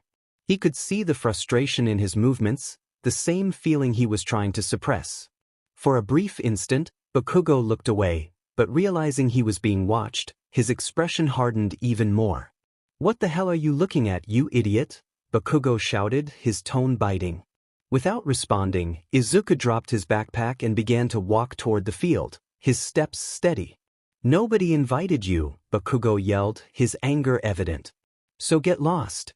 But Izuku wasn't intimidated. He ignored Bakugo's words and, without thinking too much about it, ran toward the ball and kicked it with all his might. The impact was liberating, a burst of pent-up emotions released in that single kick. The ball bounced off the fence and rolled back toward them. "Are you deaf or something?" Bakugo exclaimed, clearly irritated. "Did you read the article too, Kaken?" Izuku asked calmly as he watched the ball roll back. Bakugo trapped the ball with his foot and kicked it again, this time with even more force. "That dumbass doesn't even come close to All Might." Bakugo spat, his rage evident in every word. To Bakugo's surprise, stupid Deku didn't try to defend him and instead just kicked the ball again. Each strike seemed to ease the tension they both felt a little. "Do you think All Might will really choose him as his successor?" Izuku asked, his voice lower, almost a whisper, as he watched the ball fly toward the fence once more. "If he does, I'll kill him," Bakugo shouted, kicking the ball even harder than before. Izuku gave a small smile. Despite everything, there was something comforting in knowing he wasn't the only one feeling this way. "I was surprised you agreed to meet with me," Sir Night-Eye commented, adjusting his glasses with a precise, measured motion. His voice was calm, but his eyes spoke volumes. He had been anticipating this meeting for a long time. All Might did not respond immediately. Instead, he took out his phone and placed it on the table, showing a headline that seemed to have followed him throughout the day, like a persistent shadow. "Well, you weren't very subtle in your intentions," All Might replied, frowning. The headline on his phone read, "Who will be the successor of the symbol of peace?" Night-Eye remained composed, but his fingers tensed slightly on the table. "I didn't leave you many options, All Might. You've been ignoring my request to introduce me to Lemillion," Night-Eye continued, straightforwardly. All Might let out a sigh, his gaze falling momentarily to the coffee in his cup before he answered. "I'll meet him when he starts teaching at UA next semester. There's no need to rush." Night-Eye remained unfazed. "I think there is a need. You see, Mirio developed his quirk, which was initially a flaw, and turned it into his greatest strength. His physical prowess is entirely natural, a result of relentless hard work. Furthermore, his charisma is undeniable. he inspires others just by being present. All Might nodded, considering his old colleague's words. He had heard about Toga and his exceptional potential, both as a hero and a symbol of hope. Undoubtedly, he could become a great symbol of peace, All Might mused aloud. A spark of triumph briefly flickered in Night-Eye's eyes. I knew that. But maybe he has already accomplished too much on his own, All Might interrupted, keeping his gaze fixed on Night-Eye, who looked puzzled for a moment. It's undeniable that young Toga has made a name for himself, and that's more than admirable. But my power, one for all, is a power that must be nurtured and then passed on like a torch. With young Toga, I feel that, rather than passing on a torch, it would be like fueling a fire that's already burning. A sort of power-up, if you will. Night-Eye did not respond immediately. His glasses gleamed with a light that concealed his true thoughts. I'm not saying I've ruled him out, but my initial impression is that he doesn't need to be my successor, given that he's already a hero in his own right, All Might continued, with a softer but firm tone. Night-Eye continued to watch All Might without showing any emotion. That was well rehearsed, All Might, but you're not fooling me, Night finally said. All Might frowned, a slight gesture of discomfort crossing his face. The only reason you'd dismiss the most logical and sensible option for passing on one for all is if you're expecting something or someone specific. So tell me, what or who is it? The question hung in the air, heavy and inevitable. For a moment, the memory of Hawks, asking almost the same question, flashed fleetingly through All Might's mind. Yes. Yes, I am expecting something, All Might finally confessed, his voice low but firm. I've always thought that when I meet the one who should be the successor of One for All, I'll be the first to know. It will be a clear feeling, like the impulse to run when someone is in danger, and you feel your feet moving without thinking. To All Might SV. Surprise, Sir Night-Eye smiled. A small but genuine smile. I've always appreciated your sense of humor, All Might. I'm being very serious. Totally foolish and sentimental. That's so like you. But fine, in the end, it's your decision. Just promise me you'll keep an eye on Mirio when you have the chance. Night-Eye said, adjusting his glasses again, this time with a more relaxed gesture. All Might nodded, his expression softening. All right, I'll consider it. As Izuku left school, he felt the afternoon sun warming his back gently as he walked toward the main exit. The crowd of students dispersing around him barely took notice of him, each absorbed in their own conversations and plans for after school. Checking his phone, he saw another message from Uraraka that made him stop. I'm going to start taking martial arts classes after school, the message read. It's a free course for women, teaching self-defense principles. Sorry, I won't be able to walk with you to the station from now on, but we'll see each other soon. Izuku read the message twice, feeling a mix of emotions that left him with a strange emptiness in his stomach. At first, the news discouraged him a bit. After all, those small walks to the station had been moments he cherished, a perfect excuse to spend a few more minutes with Uraraka at the end of each day. But he quickly corrected himself, remembering that it was a good thing. Knowing that Uraraka wanted to learn to defend herself, that she was taking steps to protect herself, made him feel a bit proud of her. That's great, he murmured to himself, forcing a smile as he put his phone in his pocket. However, the truth was that he didn't feel like talking much that day, even if Uraraka had been there. As he walked slowly toward the campus exit, Izuku gripped the straps of his backpack tightly. An unknown weight pressed on his chest, and he was ready to admit, even if only to himself, that he was upset about the article he had read that morning. The one claiming that Mirio Toga, Lemillion, would be All Might's successor. The mere idea gnawed at him from within. Although the article didn't directly mention All Might's opinion, the assumption that someone else, anyone else, could take the place he had dreamed of holding since he was a child made him feel jealous? The word burned in his mind, as if it were something he should be ashamed of. Was that what he felt? Jealousy? Over a position?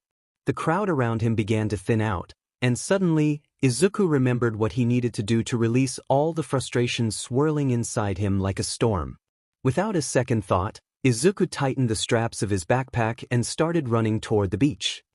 When Uraraka arrived at the place where she would be taking her first martial arts classes, she felt a bit nervous.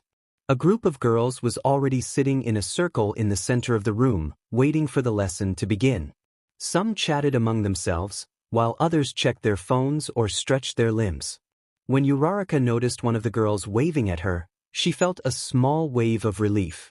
She forced herself to smile, reminding herself that she was there to learn and become stronger. "Hi," she said as she sat next to the girl, trying to sound friendly and confident. "I'm Oaco Uraraka." "Hi. You can call me Cammy," the girl replied with a relaxed smile, her eyes sparkling with a playful glint. "It looks like you're new to this, but don't be nervous." Cammy had a laid-back attitude that immediately made Uraraka feel a bit more at ease. Her voice was soft but assured, and her green eyes, paired with her blonde hair falling in soft waves over her shoulders, gave her a friendly and approachable air. "Thanks. I'll try," Uraraka said, letting out a small sigh of relief. "Have you taken classes before?" "A few," Cammy answered, shrugging casually. "It's just that the streets aren't as safe as they used to be." "Tell me about it," Uraraka said, her voice dropping slightly as her eyes darkened with a memory. "Recently, a stranger grabbed me by the neck and tried to use his quirk on me."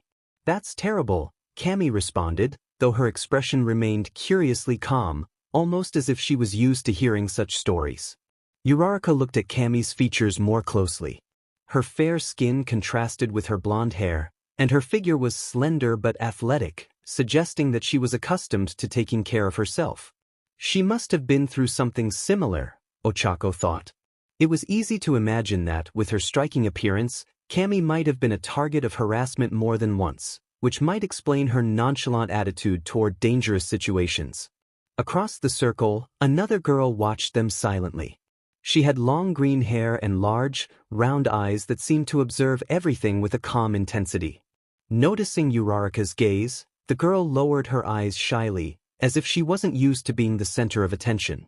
"How cute." "She might be a bit shy, like Deku," Uraraka thought, smiling softly.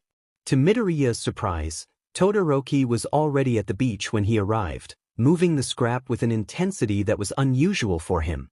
The afternoon sun shone on the nearby waves, reflecting off the rusted metal and debris piled along the shore. In the distance, the sound of the sea crashing against the rocks offered a curious contrast to the metallic echo of trash being tossed into the container by Todoroki. Izuku was about to call out to him, but something in Todoroki's posture stopped him. He could see the fury contained in every sharp movement. The clenched jaw, furrowed brows, and that steely gaze fixed on the scrap he was collecting told Midoriya that something must have gone wrong during his visit to the clinic to see his mother.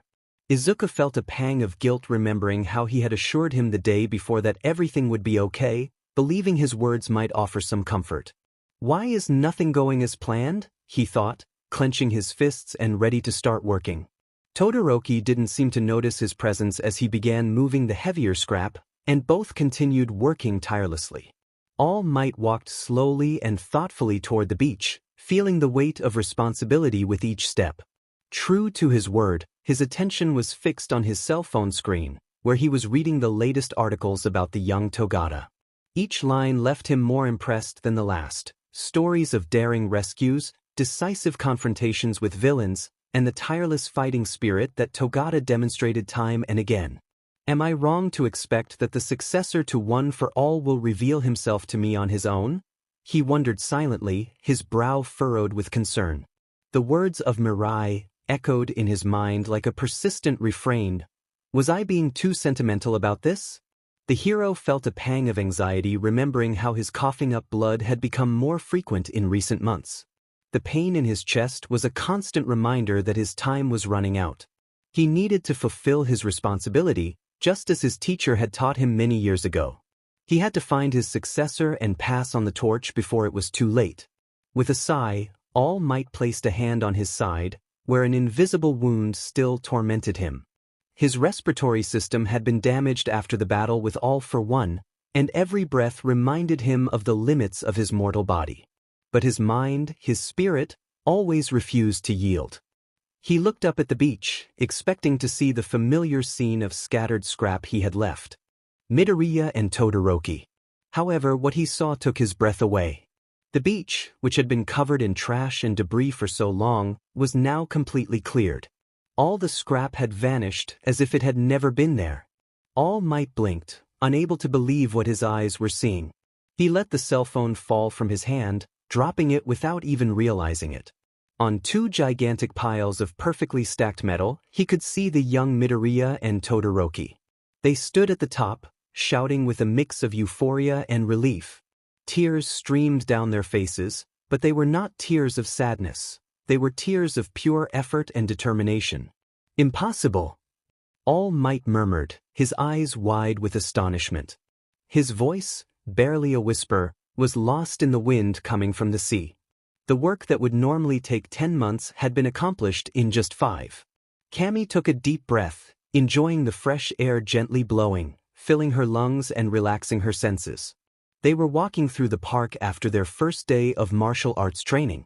The leaves of the trees whispered with the breeze, and the afternoon sun painted the sky with a soft golden hue.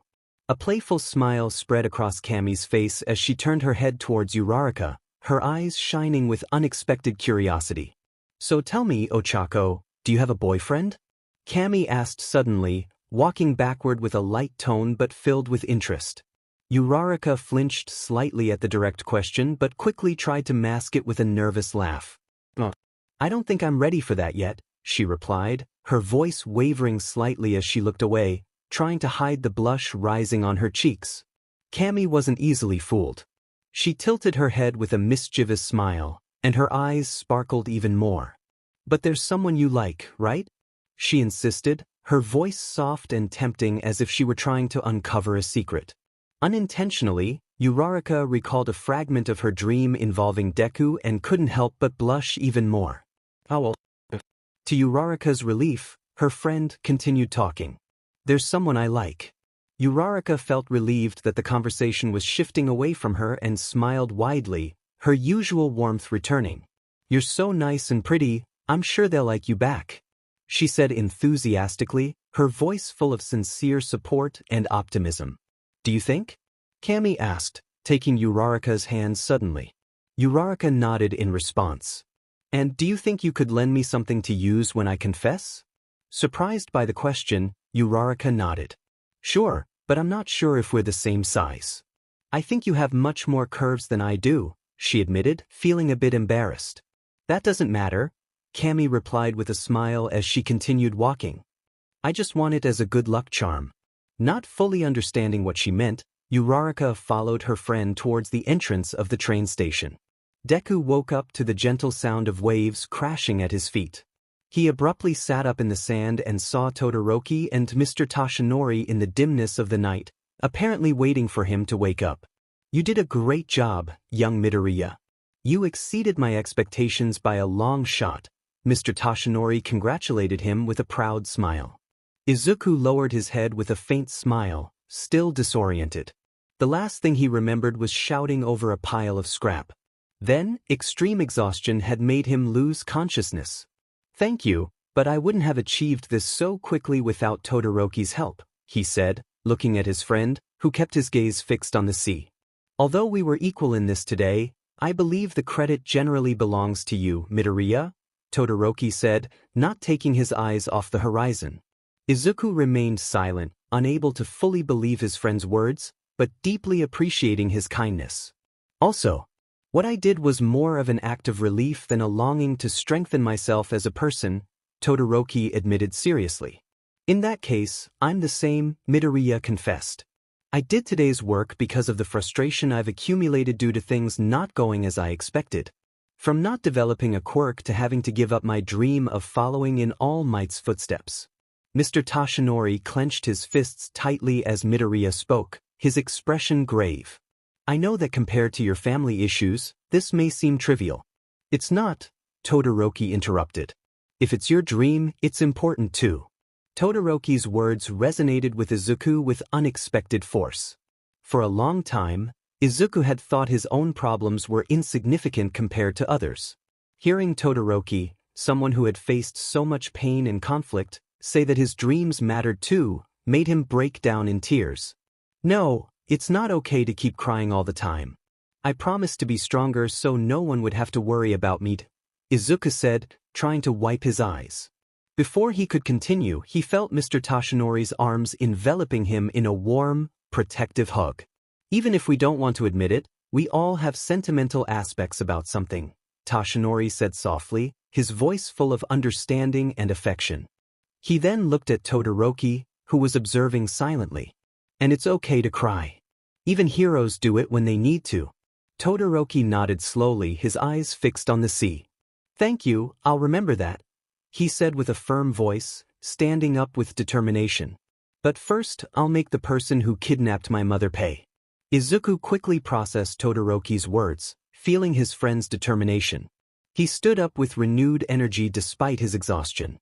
Then I'll help you, Izuku declared, a spark of bravery in his eyes. They looked at each other, a silent and firm understanding passing between them. Uraraka and her new friend were getting off the train when, by chance, Bakugo entered the car, carrying a gym bag and wearing a clearly irritated expression. Uraraka felt a great sense of relief upon noticing that he hadn't seen her and, therefore, hadn't called her round face. However, suddenly, Cammy, with her usual boldness, threw a comment. Hey, handsome, don't ruin your appealing face with that frown, Cammy said, walking backward with a playful smile. Uraraka was startled at the thought of a possible explosive reaction from Bakugo, but the door closed behind him and the train began to move. For a brief moment, Uraraka thought she saw what might have been the hint of a smile on Bakugo's profile. What was it about a boy's smile that made them so charming? Uraraka wondered as she recalled Deku smiling. Deku before he met with Hatsum.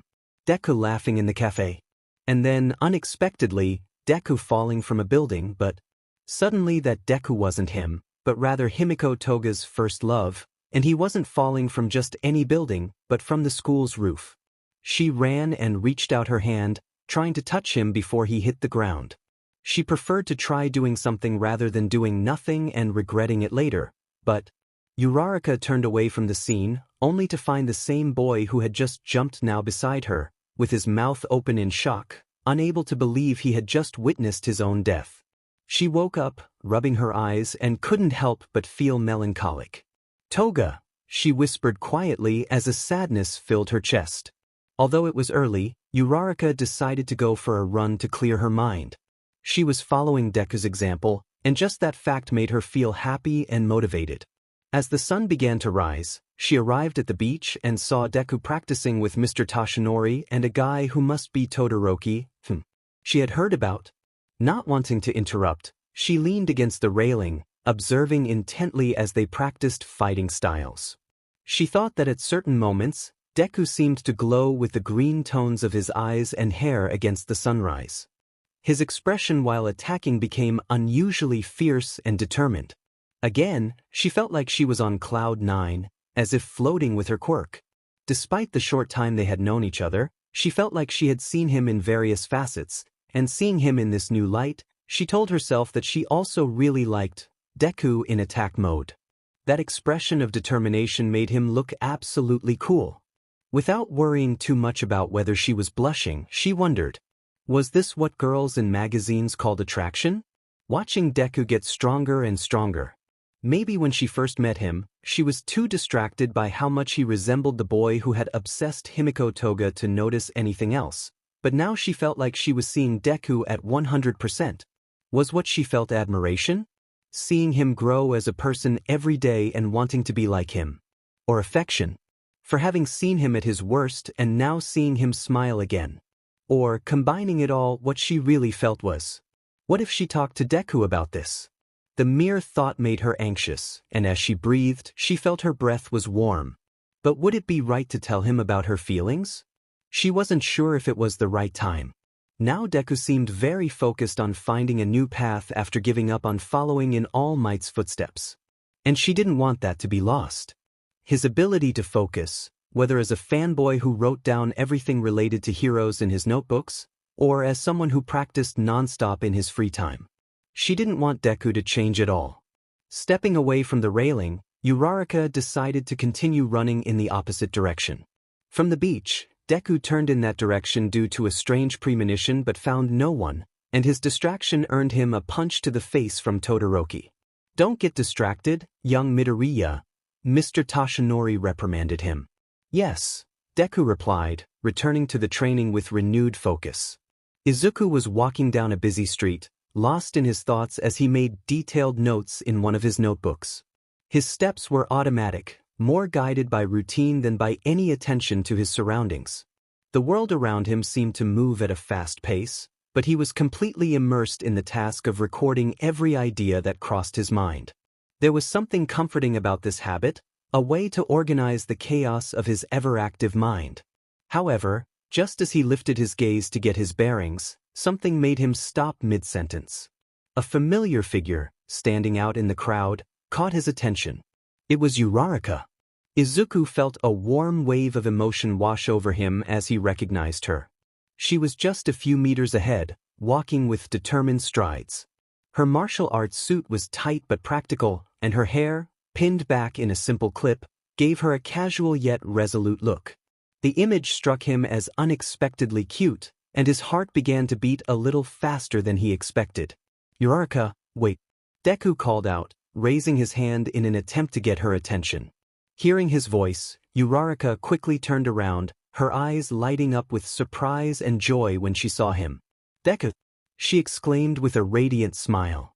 "What a surprise to see you here. I just finished a training session with Todoroki and Mr. Yagi," Izuku explained, still a bit flustered with excitement at having found her. "I just finished training too," she responded, her voice filled with shared enthusiasm. They smiled at each other, and without the need for more words, they began to walk together, enjoying the unexpected company. As they walked, something about Uraraka's outfit caught Izuku's attention. The neckline of her martial arts suit subtly exposed the back of her neck, a small part of her skin that, somehow, seemed more delicate and attractive than he had ever imagined. Unable to help himself, he stared a second longer than he intended. Noticing his gaze, Uraraka turned towards him, causing Deku to immediately feel nervous. It's a shame we don't see each other as often anymore," he blurted out, trying to divert attention as he fidgeted with the edges of his notebook. "I think it's been 2 months since the last time we met." Uraraka lowered her gaze for a moment, and her tone softened as well. "Yeah, it is," she replied as if sharing the same sadness. Izuku felt a small knot form in his chest upon hearing her words. He wasn't sure why the distance between them had been bothering him so much lately, but he couldn't help but wonder if she felt the same way. He remained silent, searching for the right words to break the invisible barrier that seemed to have formed between them over time. "Would you mind if I called you sometime?" he finally asked, his voice laced with a palpable shyness. He averted his gaze to the ground, unable to maintain eye contact for fear that his proposal would be misunderstood. But if you're busy, I'll understand." Before he could continue, Uraraka suddenly stopped in her tracks, causing Izuku to come to an abrupt halt as well. His heart raced. Had he said something wrong? Had he crossed a line he shouldn't have? Sorry if I said something inappropriate," he stammered, panic seeping into his voice. "I didn't mean to make it sound like I want you to be my girlfriend or anything. Not that I have those intentions. I know we're just friends." His words crumbled over themselves, and his face turned bright red, unable to hide his embarrassment. He felt like he had lost control of the situation, and just as he was about to apologize again, a familiar presence interrupted the scene.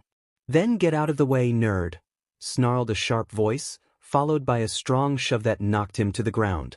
Izuku barely had time to react before seeing Bakugo standing in front of him, wearing his usual defiant expression. Where did he come from? Izuku thought, still dazed from the hit. "Bakugo, does this mean?" Uraraka asked, looking at Bakugo with a mix of confusion and curiosity. "Yeah," Bakugo replied as he gently cupped Uraraka's cheek with surprising tenderness. "I rejected all those extras for you, round face." "Wait, Kakin," Midoriya shouted, but his voice was drowned out by the growing sense of despair welling up inside him.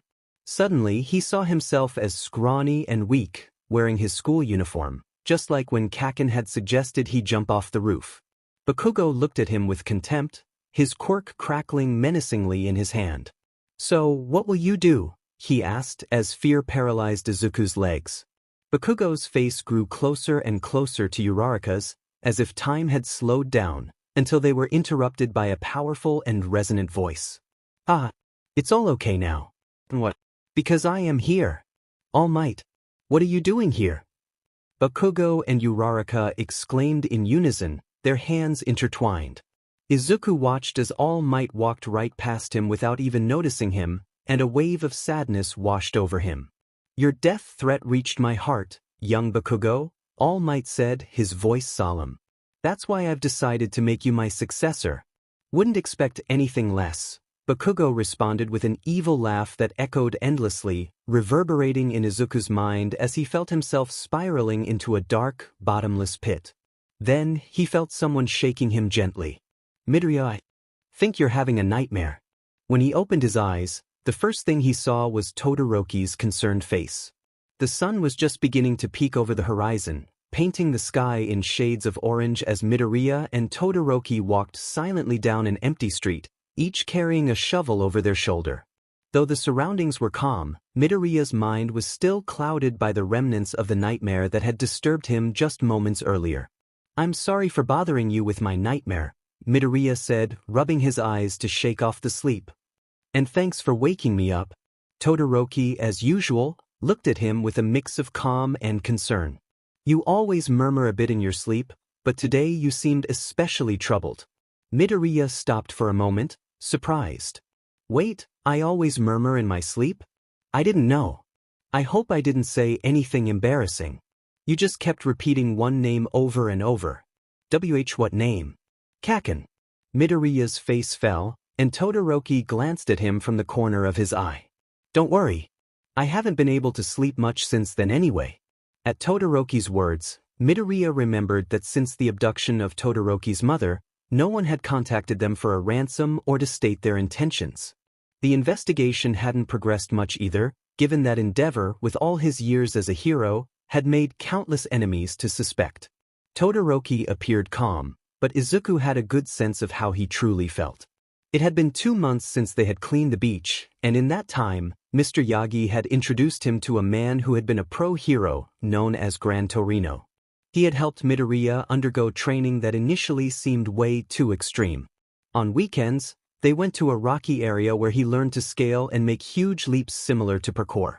With a modification from Hatsum to his shoes and knee pads, he could store energy by repeating squats, allowing him to jump higher than he ever imagined. "Over here," called a familiar voice from the distance.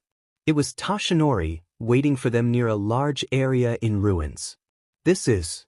Midoriya was surprised to recognize the remnants of the structure. "That's right. It's the bridge that Tamura Shigaraki attacked a few months ago. Are we here to investigate?" Todoroki guessed, raising his shovel. "All the information that could be gathered here has already been documented," replied Tashinori, surveying the massive destruction.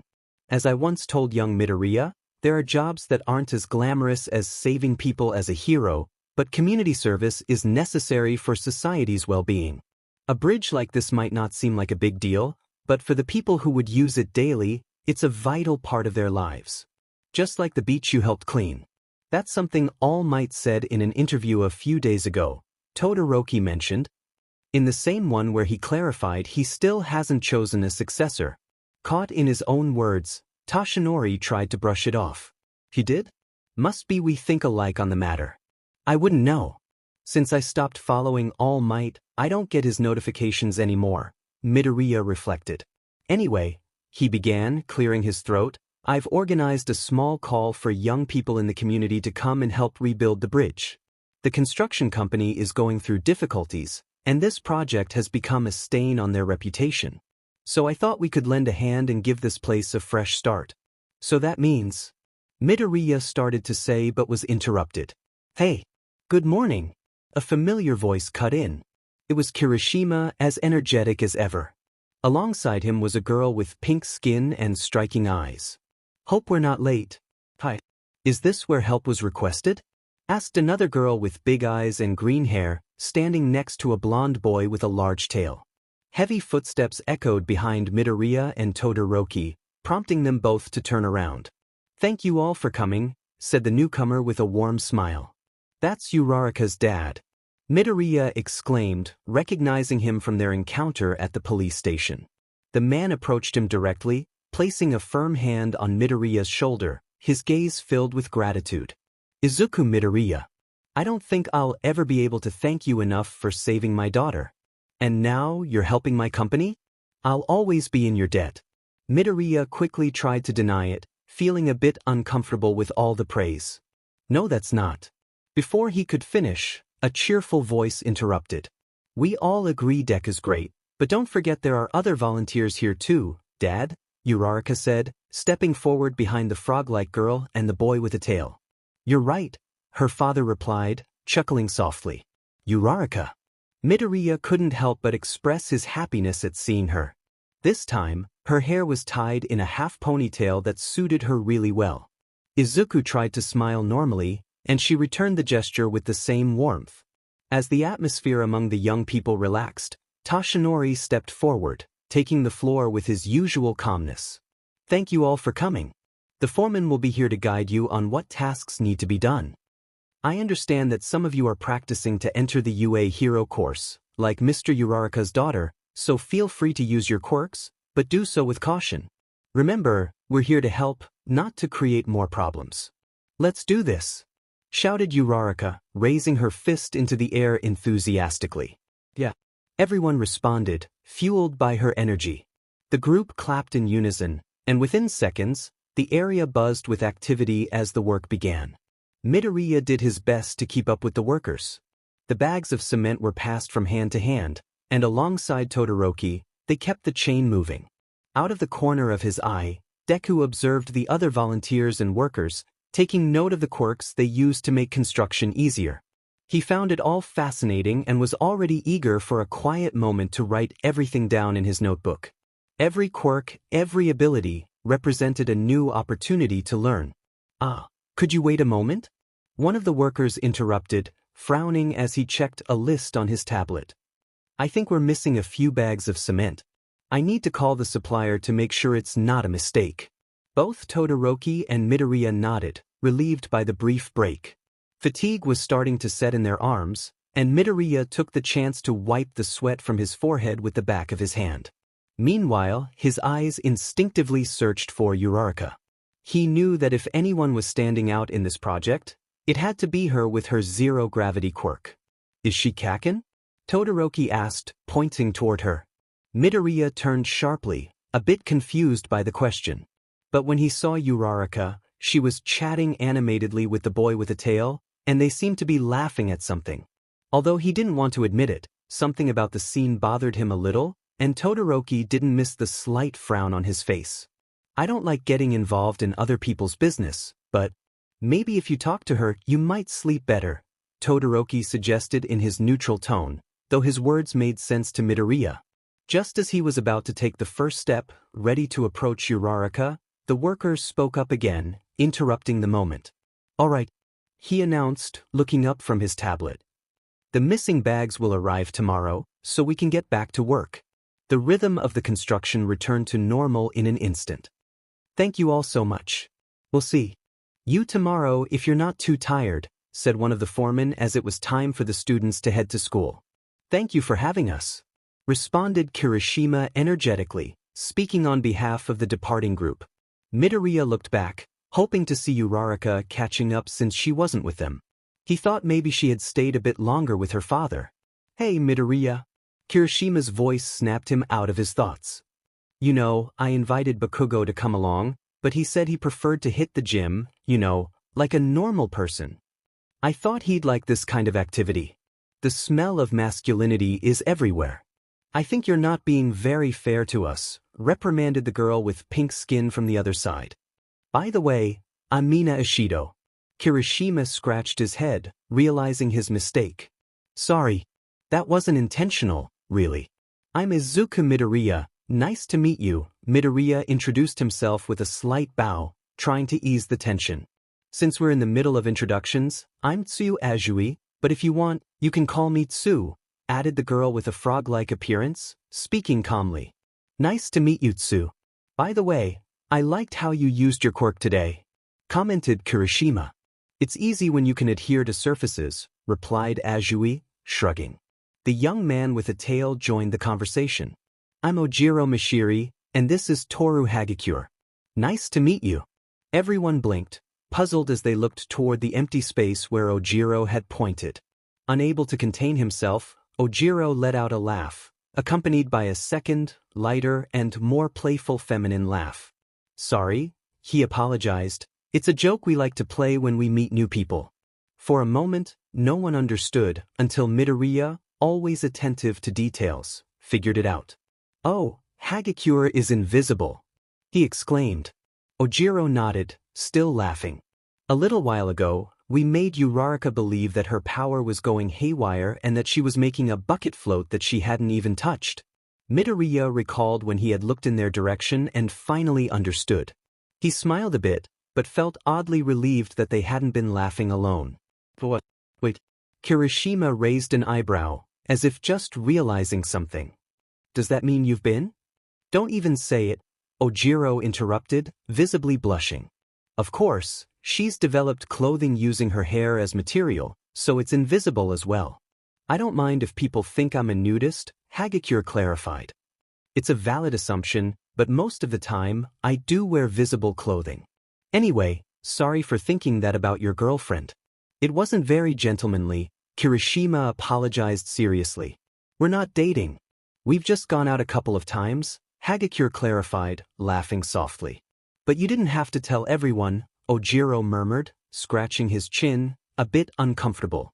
Everyone found the situation somewhat amusing. Midoriya wondered why the guys at his school were so different from these. It almost felt like they were all already friends, and it was so natural. He wished it could be like that every day at school.